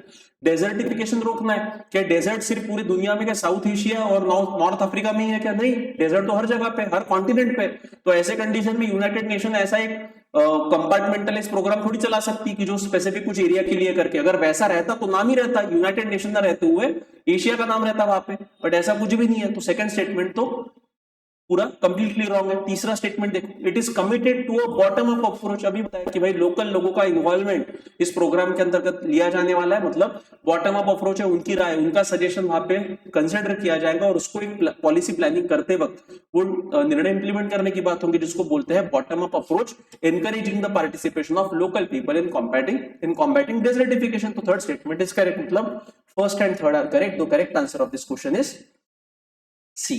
ठीक है, सो सी इसका क्या है बेटा, करेक्ट आंसर है। उसके बाद अब ये यहां तक हम लोगों ने जो बड़े बड़े डिसीजन है वो यहाँ पे ले लिए। अब उसके बाद सबसे पहले हमको हिस्ट्री भी देखना है कि अब ये सस्टेनेबल डेवलपमेंट गोल्स जो कब अनाउंस किए गए, 2015 में अनाउंस किए गए। तो इसके पहले कैसा था, इसके पहले कैसा था, और शुरुआत होती है जनरली अर्थ समिट से। तो उसके भी पहले, अर्थ समिट के पहले कमीशन बैठा था जिसका नाम था ब्रंटलैंड कमीशन। तो बेटा जो हम लोग अभी बात करते हैं ना, जैसे मैंने at the starting of the lecture ही बताया कि अर्थ समिट का पर्पस क्या था, the generalistic purpose of earth summit, की भाई डेवलपमेंट जो करना है वो डेवलपमेंट करते करते हमको पर्यावरण को भी बचाना है। इसमें हमको इसके लिए हमको स्ट्रेटेजी बनानी पड़ेगी, मतलब सस्टेनेबल डेवलपमेंट करना पड़ेगा। तो ये सस्टेनेबल डेवलपमेंट जो शब्द है, इसका डेफिनेशन, इसका इस्तेमाल पहली बार अगर किसने किया है तो वो ये ब्रंटलैंड कमीशन में किया गया था। सो इन 1983 the UN created the world commission on environment and development, ठीक है। यूएन ने क्या क्रिएट किया था, world commission on environment and development create किया था। और ये ब्रंटलैंड कमीशन उसको बोला जाता है, it defined sustainable development as, और इसने सस्टेनेबल डेवलपमेंट को डिफाइन किया था, meeting the need of the present without compromising the ability of a future generation to meet their own need. मतलब अभी की जनरेशन की नीड फुलफिल करो और इस तरीके से करो कि आगे आने वाले जनरेशन की नीड कॉम्प्रोमाइज नहीं होंगी। So meeting the need of the present without compromising the ability of a future generation to meet their own needs is known as a sustainable development. So ये ब्रंटलैंड कमीशन का जो report बैठा था, जिसके अंतर्गत world commission on environment and development की स्थापना की गई थी, इसने सबसे पहली बार सस्टेनेबल डेवलपमेंट को डिफाइन किया था कि आज की जनरेशन की भी नीड फुलफिल होनी चाहिए और आने वाले जनरेशन के लिए भी हमने बचा के रखना चाहिए। That is known as a sustainable development. So this definition of sustainable development was first given by Brundtland commission. नाम ध्यान में रखना, सवाल पूछा गया कि सस्टेनेबल डेवलपमेंट का पहला यूज या फिर पहला डेफिनेशन कब दिया था, तो किसने दिया था, ब्रंटलैंड कमीशन ने दिया था। उसके बाद क्या, ये तो डेफिनेशन ये पता होना चाहिए। अब जैसे मैंने बताया कि अर्थ समिट कब हुआ था बेटा, अर्थ समिट हुआ था 1992 में। फिर उसके बाद फॉलोअप क्या हुआ, उसके फॉलोअप्स हुए गए। उसके 5 साल बाद 1997 में, जिसको रियो+5 बोला जाता है, रियो+5 क्यों, क्योंकि अर्थ समिट हुआ था 1992 में। कहां पे हुआ था, रियो दी जेनेरियो में। सो 1992 के एग्जैक्टली 5 साल बाद, मतलब 1997 में जो एक और परिषद हुई थी 1997, UN held a special session to appraise the status of agenda 21।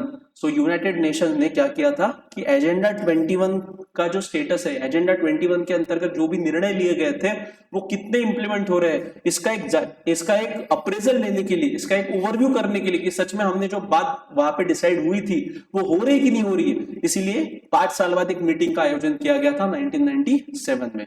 तो उस मीटिंग में ये पता चला था कि भाई एजेंडा 21 के अंतर्गत जो भी निर्णय वहां पे बताए गए थे फॉर सस्टेनेबल डेवलपमेंट, वो जितना इंप्लीमेंटेशन प्रॉपरली होना चाहिए उतना इंप्लीमेंटेशन प्रॉपरली नहीं हो रहा था। तो उसके तहत ये रियो +5 मतलब 5 साल बाद ये निर्णय उस पे 5 साल बाद जो मीटिंग हुई उसमें ये एजेंडा 21 का एक अप्रेजल वहां पे किया गया था। उसके बाद रियो दी जेनेरियो में अर्थ समिट जो हुआ था उसके एग्जैक्टली 10 साल बाद मतलब 2002 में, जिसको रियो +10 बोला जाता है, ये एक समिट का आयोजन किया गया और वो समिट का आयोजन किया गया था जोहान्सबर्ग साउथ अफ्रीका में। ठीक है, इसका नाम रियो +10 क्यों रखा गया? बिकॉज रियो दी जेनेरियो के एग्जैक्टली 10 साल बाद ये समिट का निर्माण आयोजन किया गया था। अगेन पर्पस क्या था कि जो भी निर्णय अर्थ समिट में लिए गए थे या फिर ये उसके 5 साल बाद जो रिव्यू मीटिंग हुई थी, कहां पे रिव्यू मीटिंग हुई थी एजेंडा 21 को लेके, वो उसका इंप्लीमेंटेशन कैसा चल रहा है इसके लिए ये रियो +10 का आयोजन किया गया था 2002 में। सो इस समिट का नाम था world summit on sustainable development. क्या नाम रखा गया था? World summit on sustainable development. कहां पे हुआ था? जोहान्सबर्ग साउथ अफ्रीका में। और इसमें जो निर्णय लिया गया उसको बोला गया Johannesburg declaration, committing the nations of the world to sustainable development. की दुनिया के जितने भी देश थे उनको बोला गया कि आप किस पे कमिट करो? सस्टेनेबल डेवलपमेंट में कमिट करो। और देखो बेटा 2000 में, जैसा अभी 2015 में जो गोल्स रखे गए उसको बोला जाता है एसडीजी, सस्टेनेबल डेवलपमेंट गोल। उसी प्रकार यूनाइटेड नेशन में यूएन की एक मीटिंग हुई थी 2000 साल में, और उस 2000 साल में उनके कुछ गोल्स उन्होंने रखे थे पूरी दुनिया के लिए, जिसको बोला जाता है मिलेनियम डेवलपमेंट गोल्स। क्या बोला जाता है? Millennium development goals. शुरुआत कब हुआ? 2000 में रखे, डिसाइड किए गए और टारगेट दिया गया 2015। मतलब 2000 से लेके 2015 मतलब 15 साल में जो दुनिया वालों को जो गोल्स अचीव करने उनको बोला गया MDG, that is millennium development goals. और उसमें कुल मिला के कितने गोल्स थे? 8 गोल्स रखे गए कि जो दुनिया में जितने भी देश है उनको मिलके क्या करने? अचीव करने हैं। ठीक है, अगेन ये मिलेनियम डेवलपमेंट गोल्स को इंप्लीमेंट करना भी शुरू हुआ। फिर उसके बाद और 10 साल के बाद मतलब रियो +10 से और 10 साल बाद मतलब अर्थ समिट से 20 साल बाद, जिसको बोला जाता है रियो +20 का एक समिट 2012 में आयोजन किया गया था। अगेन इसका नाम क्या था? United nation conference on sustainable development. ठीक है, ये कहां पे हुआ था? ये भी समिट और समिट की जो जगह थी रियो दी जेनेरियो में 2012 में इसका आयोजन किया गया था। And this was a 20-year follow to the earth summit 1992 and a 10-year follow to the earth summit 2002। मतलब इसको भी अर्थ समिट बोलते हैं, इसको भी अर्थ समिट बोलते हैं, ये सारे अर्थ समिट है, बट ये क्या है? फॉलो अप है। बट ओरिजिनल अर्थ समिट कब हुआ था? पहला वाला 1992 में रियो दी जेनेरियो। उसके एग्जैक्टली 10 साल बाद जो अर्थ समिट हुआ था उसको बोला जाता है रियो +10 अर्थ समिट। उसके एग्जैक्टली 20 साल बाद जो अर्थ समिट होता है उसको बोला जाता है रियो +20 जो हुआ था अगेन रियो दी जेनेरियो में। मतलब ये क्या है? फॉलो अप समिट्स है, जो अर्थ समिट में जो भी निर्णय लिए गए उसका फॉलो अप लेने के लिए ये ऑर्गेनाइज किए गए थे। इनके नाम आपको पता होना चाहिए और जगह जहां पे हुआ है वो पता होना चाहिए। Is it clear to everyone? ठीक है, देखो ये 2000 में यूनाइटेड नेशन ने साल 2000 में जो मिलेनियम डेवलपमेंट गोल्स पूरे दुनिया के लिए डिसाइड किए थे, जो उनको 2000 से 2015 तक अचीव करने, तो ऐसे कुल मिला के कितने गोल्स रखे गए थे? 8 गोल्स वर डिसाइडेड। ठीक है, 8 गोल्स वर डिसाइडेड। उसमें का पहला क्या था? देखो, eradicate extreme poverty and hunger, जो एकदम जीरो नहीं करना है बट एक्सट्रीम पॉवर्टी को हटाना है और हंगर को हटाना है। Achieve universal primary education, promote gender equality and empower women, reduce child mortality, जो 5 साल से कम उम्र के बच्चे होते हैं उनकी जो डेथ होती, अगर उनकी मृत्यु होती है तो वो काहे में गिनी जाती है? Child mortality. चाइल्ड मतलब 5 साल से कम उम्र का बच्चा, मॉर्टेलिटी मतलब death rate. Then improve maternal health, कि जो माताएं होती है, जो प्रेग्नेंट माताएं होती है, उनको मैटरनल हेल्थ बढ़ाई जाए, क्योंकि अगर माँ हेल्दी रहेंगी तो होने वाला बच्चा भी क्या होता है बेटा? हेल्दी होता है। अगर माँ ही सिक है, अगर माँ को ही अच्छा न्यूट्रिशन खाना नहीं मिल रहा है तो जो बच्चा होने वाला रहता है उसके भी डेवलपमेंट पे क्या होते हैं? निगेटिव इंपैक्ट होते हैं। Then combat HIV, AIDS, malaria and other diseases, ensure environmental sustainability कि भाई पर्यावरण को बचाने के लिए सस्टेनेबल डेवलपमेंट की राह हमको डिसाइड करनी है, and develop a global partnership for development. देखो बेटा, अब ये क्या सर, क्या ये एमडीजी जो इनको क्या बोला जाता है, एमडीजी मिलेनियम डेवलपमेंट गोल्स। कब से कब तक टारगेट रखा गया, 2000 से 2000 में डिसाइड किया गया, और इनको अचीव करने के लिए जो टारगेट रखा गया वो था 2015। Is it clear to everyone? MDG मतलब मिलेनियम डेवलपमेंट गोल्स, और इसके अंतर्गत ये जो 8 टारगेट है, ये 8 टारगेट पूरे देशों, पूरे दुनिया को बोलेंगे कि आपको ये अचीव करना है। अब देखो बेटा, क्या ये एमडीजी सक्सेसफुल थे? तो जब 2015 में इसका ओवरव्यू लिया गया, तो यस, पॉवर्टी का जो इरेडिकेशन था, पॉवर्टी कम हो गई थी, इनइक्वलिटी कम हो गई थी, एजुकेशन का प्रसार प्रचार हो रहा था, सारे पैरामीटर्स में अच्छा परफॉर्म किया, सिवाय सस्टेनेबल डेवलपमेंट, पर्यावरण को बचाने के लिए जो भी कदम उठाने चाहिए थे वो कदम उठाए नहीं गए, पर्याप्त कदम उठाए नहीं गए। तो मतलब क्या, एक सस्टेनेबल डेवलपमेंट, पर्यावरण, क्लाइमेट चेंज, इसके रिलेटेड जो भी कदम उठाने एक्सपेक्टेड थे वो नहीं उठाए गए थे। मतलब मिलेनियम डेवलपमेंट गोल्स को एक प्रकार से पार्शियल सक्सेस मिला, कंप्लीट सक्सेस नहीं मिला। Is it clear to everyone? समझा? सो ये मिलेनियम डेवलपमेंट गोल कब डिसाइड किए गए थे यूनाइटेड नेशन की तरफ से? 2000 साल में। टारगेट कब रखा गया था? 2000 से 2015। फिर 2015 में खत्म हो गए, फिर 2015 में नए टारगेट डिसाइड किए गए जिसको बोला जाता है एसडीजी, सस्टेनेबल डेवलपमेंट गोल। जो 17 गोल अभी मैंने बताए वो फिर 2015 से 2030 तक अभी वो नया टारगेट दुनिया के सामने है, और उसको अचीव करने के लिए सब लोग कोशिश कर रहे हैं। Is it clear to everyone? समझा इतना? यहां तक क्लियर है? ऑनलाइन में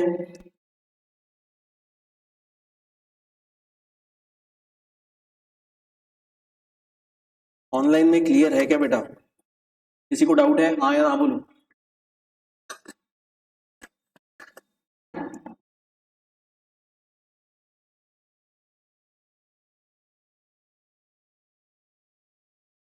See again, after the lecture also you have to open the book, जो भी मैंने रेफरेंस किताबें बताई है, सेम टॉपिक वहां से पढ़ना। तो आपको ना और एडिशनल इन्फॉर्मेशन जो है, ये तो इंपॉर्टेंट जो काम की चीजें मैं पूरी बता रहा हूँ, ठीक है, but apart from that also थोड़ा बहुत जो एक्सप्लेनेशन रहता है वो आपको वहां पे मिल जाएगा। तो उससे क्या होगा ना, इमीडिएटली अगर इसके बाद वो करूंगा तो आपको चीजें क्या होंगी, दिमाग में फिट हो जाएगी। Is it clear to everyone? ठीक है। उसके बाद जो नेक्स्ट इनिशिएटिव जो लिया गया, जिसको बोला जाता है पीज इनिशिएटिव, फुल फॉर्म आता है partnership for action on green economy. So this partnership for action on green economy, इसको ही शॉर्ट में बोला जाता है PAGE. This initiative was launch in 2013। कब लॉन्च किया गया था? 2013 में। Is a direct response to Rio +20 declaration, मतलब अर्थ समिट का जो फॉलो अप हुआ था 20 साल बाद, जिसको बोला जाता है रियो +20। उस समिट में जो, जिसको United nation sustainable development summit, जिसको कॉन्फ्रेंस ऑन सस्टेनेबल डेवलपमेंट बोला जाता है, वो उसके बाद 1 साल बाद ये पेज इनिशिएटिव लॉन्च किया गया था। अब इसके अंतर्गत it urge the UN system and the international community to aid interested countries in developing, adopting, implementing green economy policies and strategy. मतलब इस पेज इनिशिएटिव के अंतर्गत दुनिया के देशों को क्या किया गया, अपील की गई कि आप क्या करो, ग्रीन इकोनॉमी पॉलिसीज और स्ट्रेटेजीज को इंप्लीमेंट करना शुरू करो। अब ये green economy policies and strategies मतलब क्या, कि जैसे फॉसिल फ्यूल का इस्तेमाल कम करो, पब्लिक ट्रांसपोर्टेशन को बढ़ाओ, ताकि जो फ्यूल का एमिशन, ग्रीन हाउस गैसेस का एमिशन है, उसको क्या किया जा सके, कम से कम किया जा सके। नई टेक्नोलॉजी पे फोकस करो, कि ऐसी टेक्नोलॉजी लाओ कि जिसके थ्रू पर्यावरण का नुकसान कम से कम हो, तो उसको बोला जाता है green economy policies and strategy. Page support nation in reframing economic policies and practices around sustainability. Page क्या करता है, ये जो संस्था है partnership for action on green economy, ये देशों को मदद करता है उनकी इकोनॉमिक पॉलिसी रिफ्रेम करने में और सस्टेनेबल प्रैक्टिसेस इंप्लीमेंट करने में। Page brings together the expertise of 5 UN agencies, मतलब 5 यूनाइटेड नेशन की जो एजेंसी है उनकी एक्सपर्टीज ये एक साथ लाता है। ये 5 संस्था कौन से? पहला है UNEP, United Nation environmental programme, उसके बाद आईएलओ, इंटरनेशनल लेबर ऑर्गेनाइजेशन, उसके बाद UNIDO, that is United Nation industrial development organisation, then UNDP, United Nation development programme, and UNITAR, United Nation institute for training and research. तो ये जो 5 United nation की जो संस्था है उनका एक्सपर्टीज साथ में ये पेज के अंतर्गत लाया जाता है, और इसके अंतर्गत कंट्रीज को गाइड किया जाता है कि भाई ग्रीन इकोनॉमिक पॉलिसीज और स्ट्रेटेजीज कैसे इंप्लीमेंट करने हैं, कैसे उनको खुद की इकोनॉमिक पॉलिसी रिफ्रेम करनी है ताकि उससे कम से कम क्या हो, पर्यावरण का नुकसान हो और सस्टेनेबल डेवलपमेंट की राह पे वो देश चल सके. So this page initiative, page का फुल फॉर्म क्या है, partnership for action on green economy, was launch in 2013 in the context of Rio plus 20. ठीक है, so in response to the Rio plus 20 declaration. मतलब एक प्रकार से मैं कह सकता हूं कि ये जो पेज इनिशिएटिव था ये Rio plus 20 का आउटकम था. तो Rio plus 20 की जो मीटिंग हुई थी follow of the earth summit, उसमें ये संस्था का निर्माण किया गया था, that is partnership for action on green economy. Is it clear to everyone? So 5 संस्थाएं एक एक्सपर्टीज ये प्रोवाइड कंबाइन करके प्रोवाइड करता है देशों को. तो 5 संस्थाएं कौन सी है? एक UNEP, United Nation environmental programme, दूसरा आईएलओ इंटरनेशनल लेबर ऑर्गेनाइजेशन, ठीक है, उसके बाद UNIDO that is United Nation industrial development organisation, UNDP United Nation developmental programme और UNITAR that is United Nation institute for training and research. तो ये page पे already UPSC के एग्जाम में सवाल पूछा गया है. So try to solve this question again. 2018 में सवाल आया था. क्या आंसर है?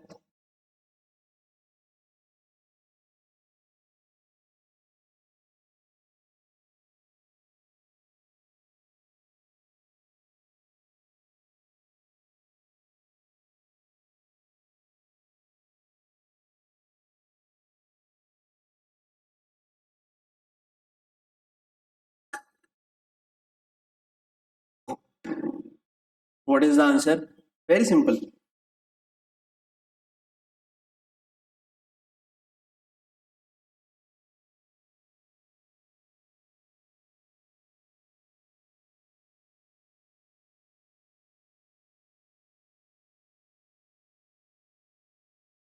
क्या आंसर है भाई, बताओ जल्दी.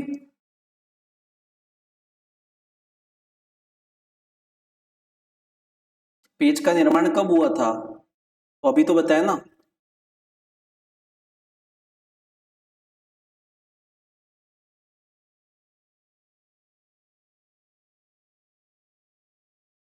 आकृति, भूमि, गुनगुन, पूजा.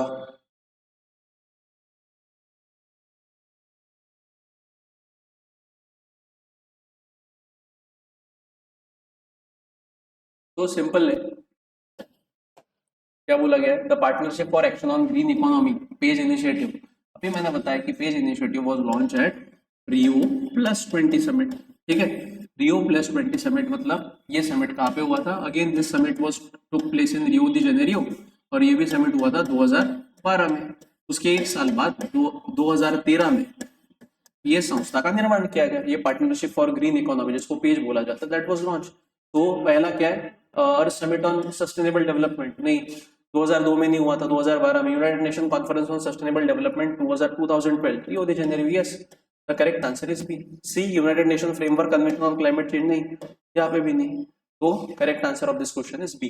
ठीक है, सी these questions are these questions have been hiding in the intermittently in the lectures. The main reason is कि whatever we are learning, to tell you that whatever we are learning is important from the exam perspective. Is it clear to everyone? ठीक है, उसके बाद अब ये तो United nation अर्थ summit के बाद फॉलो जो हुआ वो हमने लिया है. अब ये अर्थ समिट जो हुआ था, ये अर्थ समिट में और एक निर्णय लिया गया था जिसको बोला जाता है क्लाइमेट चेंज से फाइट करने के लिए एक कन्वेंशन वहां पे साइन किया गया था जिसको बोला जाता है United nation framework convention on climate change, जिसको शॉर्ट में बोला जाता है UNFCCC. ध्यान में रखना. सो क्लाइमेट चेंज से फाइट करने के लिए इंटरनेशनल लेवल पे जो शुरुआत की गई वो कब की गई? अर्थ समिट में की गई. अर्थ समिट मतलब जो समिट रियो दी जेनेरियो में 1992 में हुआ था वो वाला. ठीक है, तो उसका भी फॉलो अप लेना आवश्यक है. सो ये UNFCCC जो है, United nation framework convention on climate change, is one of the most important decision which was taken at a Earth Summit. तो इसमें again this summit this convention was signed in 1992 at the United Nations Conference on Environment and Development, also known as Earth Summit at the Rio Summit or the Rio Conference. देखो Earth Summit को और क्या का नाम है दूसरा, उसको Rio summit भी बोलते हैं या फिर रियो कॉन्फ्रेंस भी बोलते हैं. समिट मतलब जिसमें नेता लोग एक साथ आते हैं और डिसीजन लेते हैं. ठीक है, तो कॉन्फ्रेंस भी बोला जाता है. Again the united nation framework convention on climate change entered into force on March 21, 1994 and has been ratified by 197 countries.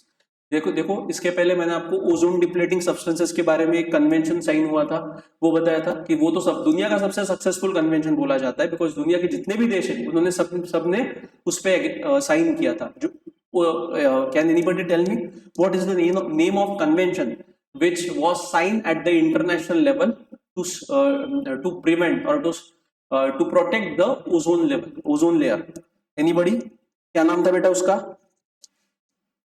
नहीं, आकृति, मॉन्ट्रियल कन्वेंशन नहीं है मॉन्ट्रियल प्रोटोकॉल है, कन्वेंशन नहीं है। क्या नाम था उसका? हाँ, वियन्ना कन्वेंशन। ठीक है, क्या नाम था उसका? वियन्ना कन्वेंशन। देखो अब यहाँ पे कंफ्यूजन एक बार समझ लो, जैसा अभी आकृति ने आंसर देते वक्त क्या बोला, वियन्ना प्रोटोकॉल बोला। वियन्ना is the name of place जहां पे वो मीटिंग हुई थी, और जो कॉन्फ्रेंस का नाम था वो था वियन्ना कन्वेंशन। ठीक है, देख नहीं रहा है, एक मिनट।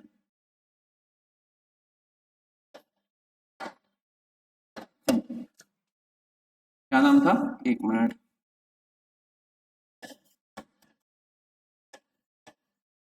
हाँ, वियन्ना कन्वेंशन। अब देखो ये वियन्ना कन्वेंशन मतलब क्या? So that this was a conference which took place at the place of वियन्ना। Again this convention, this Vienna Convention was basically to prevent the to stop the जो ozone destruction, to stop the ozone destruction. This convention was signed at the international level. So ये क्या मतलब, ये जो main meeting हुई उसका नाम था वियन्ना कन्वेंशन, उसमें जो भी निर्णय लिया गया वो। फिर इसके बाद क्या होता है ना, इंटरमिटेंटली जैसे इसके बाद कुछ उसमें बदलाव किए गए, जैसे बदलाव जो किए गए वो कन्वेंशन में जो बदलाव होते हैं उसको बोला जाता है प्रोटोकॉल। जैसा वियन्ना कन्वेंशन के अंतर्गत जो ओजोन डिप्लीटिंग सब्सटेंसेस है उनको हटाने के लिए जो उसमें बदलाव किए गए इस वियन्ना कन्वेंशन में, उसको बोला जाता है Montreal protocol.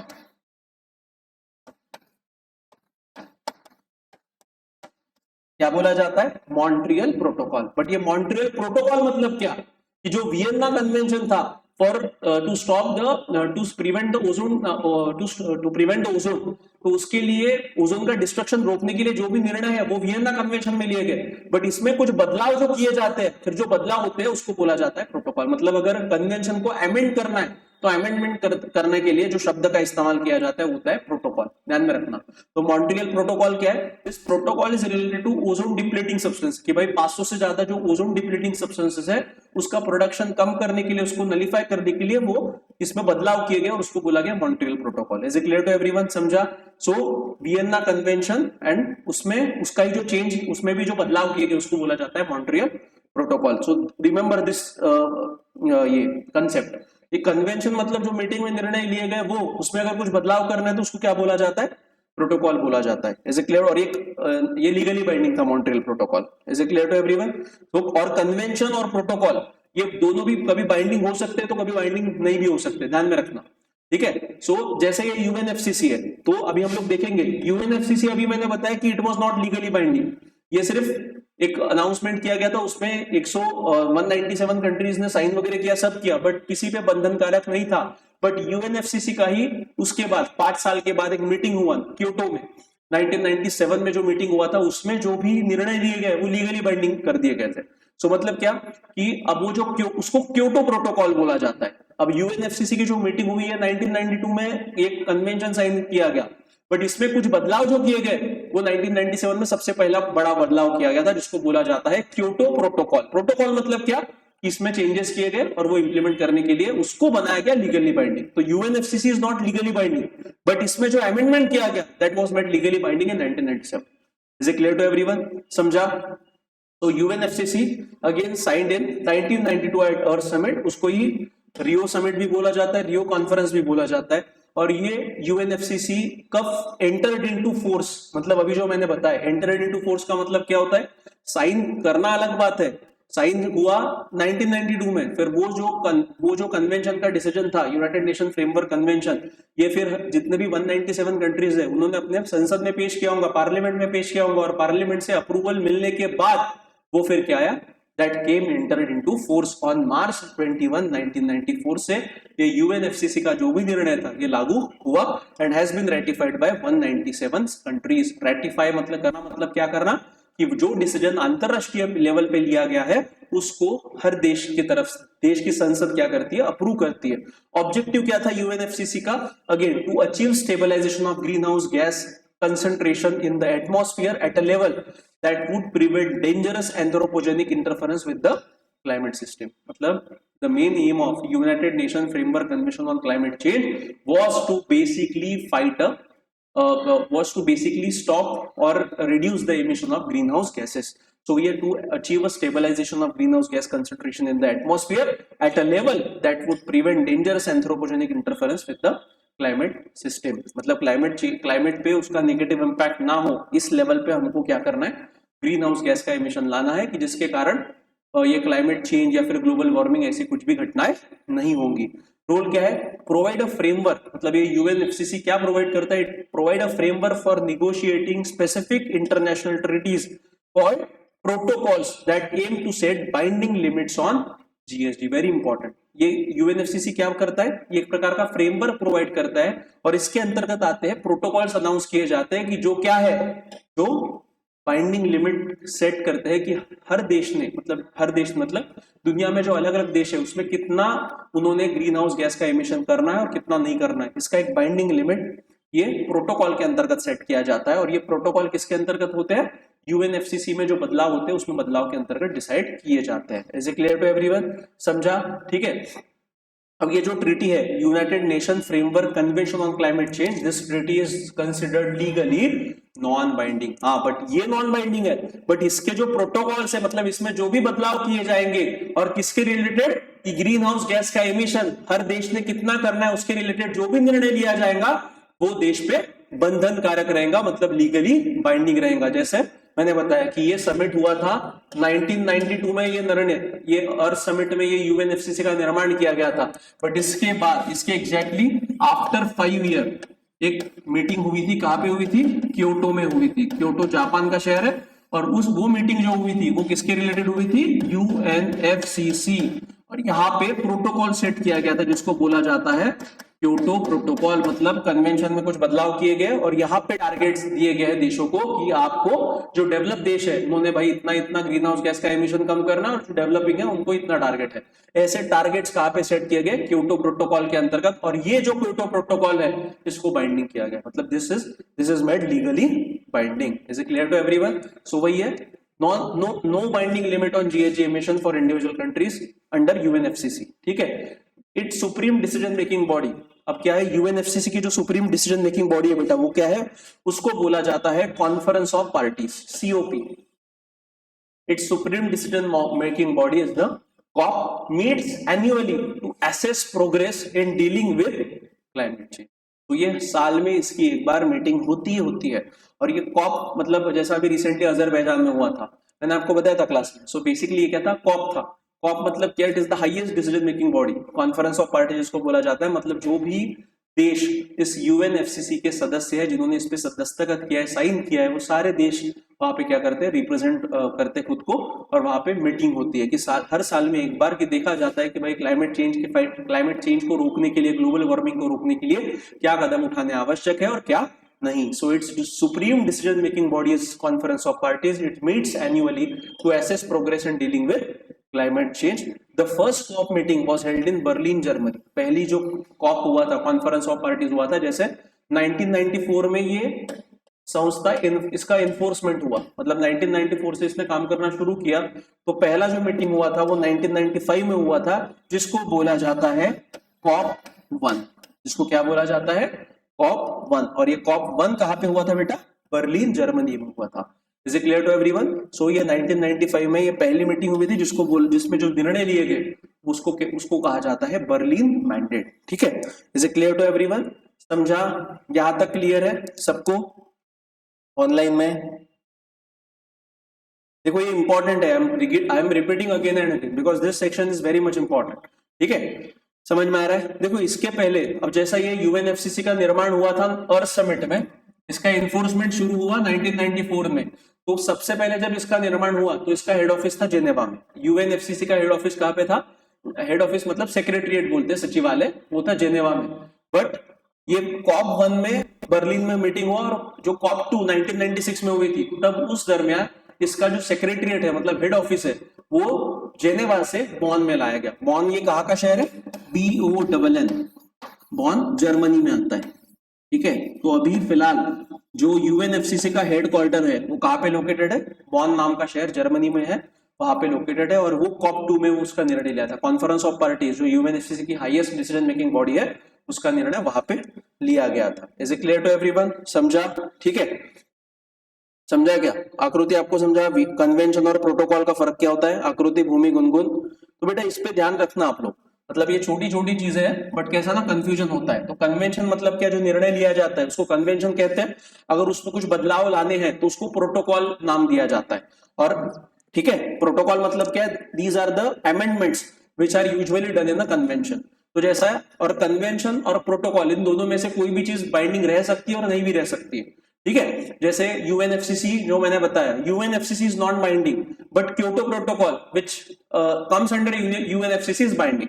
Is it clear to everyone? So ये ध्यान में रखना। अब देखो उसमें COP2 में तो मैंने बताया, COP2 मतलब कॉन्फ्रेंस ऑफ पार्टीज 2 जो थी वो, उसमें जो जेनेवा का हेड ऑफिस था वो बॉन में लोकेट किया गया। उसके बाद जो तीसरी परिषद हुई UNFCCC की, जिसको बोला जाता है कॉन्फ्रेंस ऑफ पार्टीज 3, वो हुई थी 1997 में।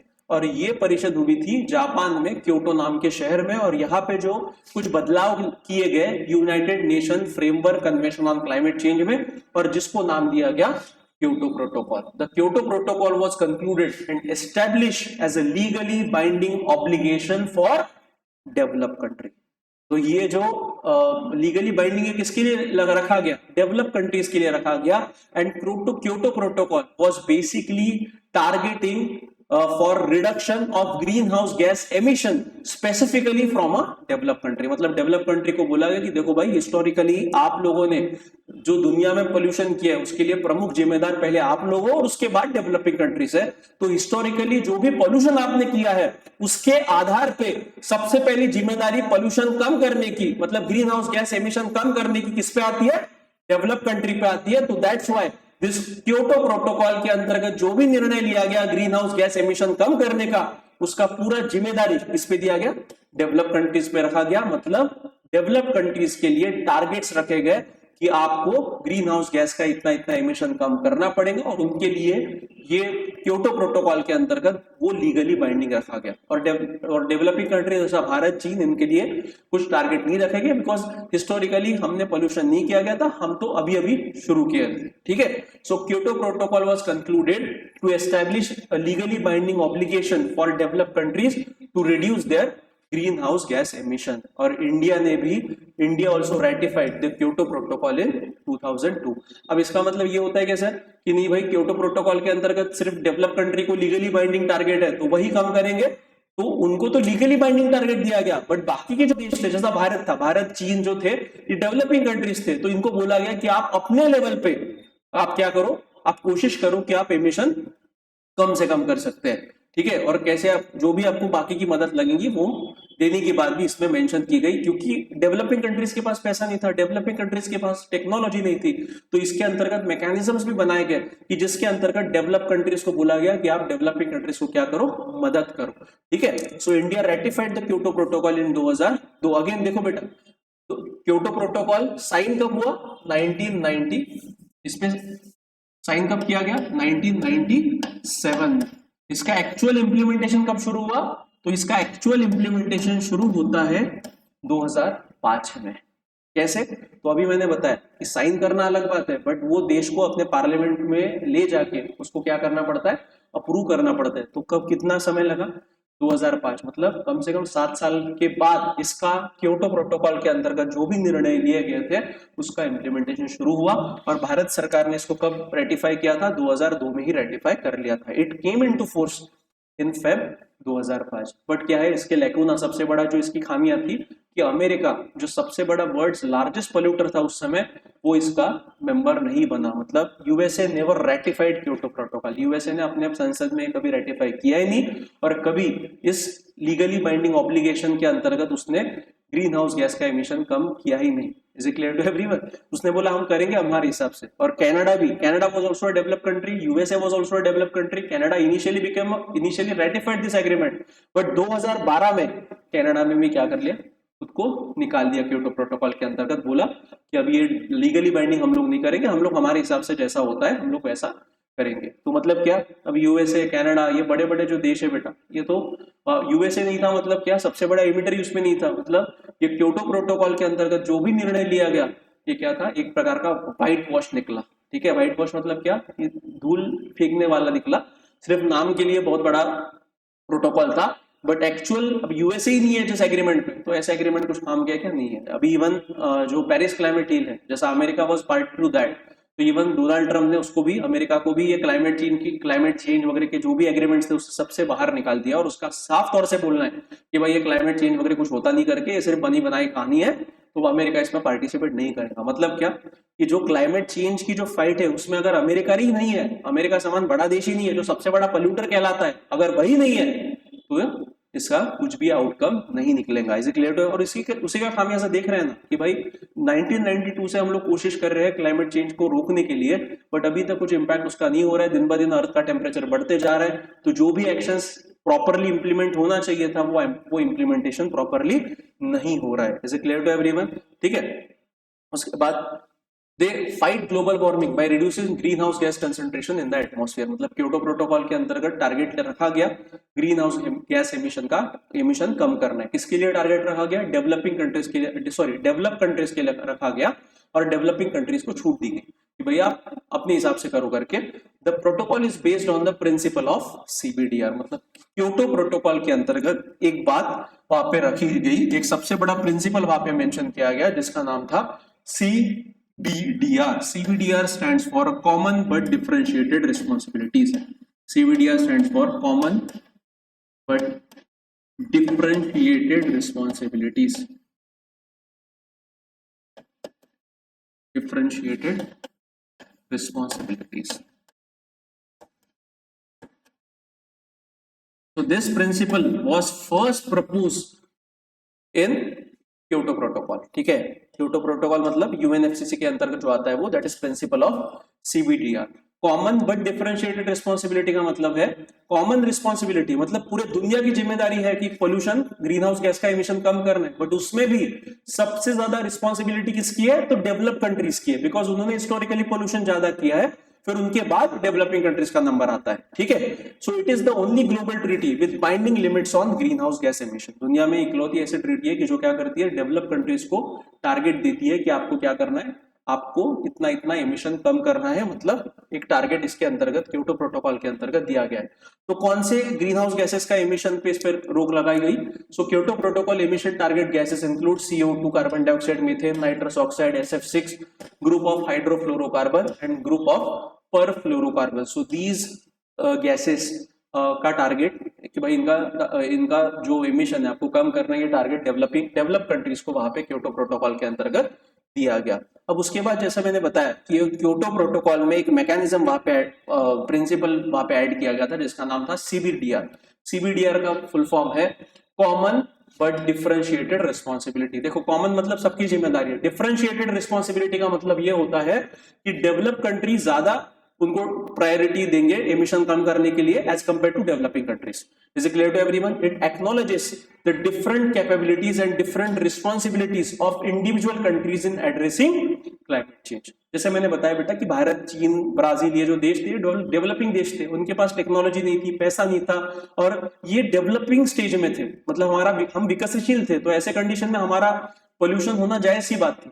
तो उस समय डिफरेंट कैपेबिलिटीज थे, अमेरिका, ब्रिटेन, यूएस, यूके, ये ऑलरेडी डेवलप कंट्री बन चुके थे, तो उनकी कैपेबिलिटी ज्यादा थी। Differing responsibility of individual countries in addressing climate change, तो उनकी रिस्पॉन्सिबिलिटी ज्यादा है, बिकॉज ऑलरेडी उन्होंने जो पोल्यूशन है कब से कर रहे हैं भाई, फर्स्ट इंडस्ट्रियल रिवॉल्यूशन 1850 से वो पोल्यूशन करते आ रहे हैं, और अभी तक उन्होंने करते ही आ रहे हैं और अभी भी कर रहे हैं।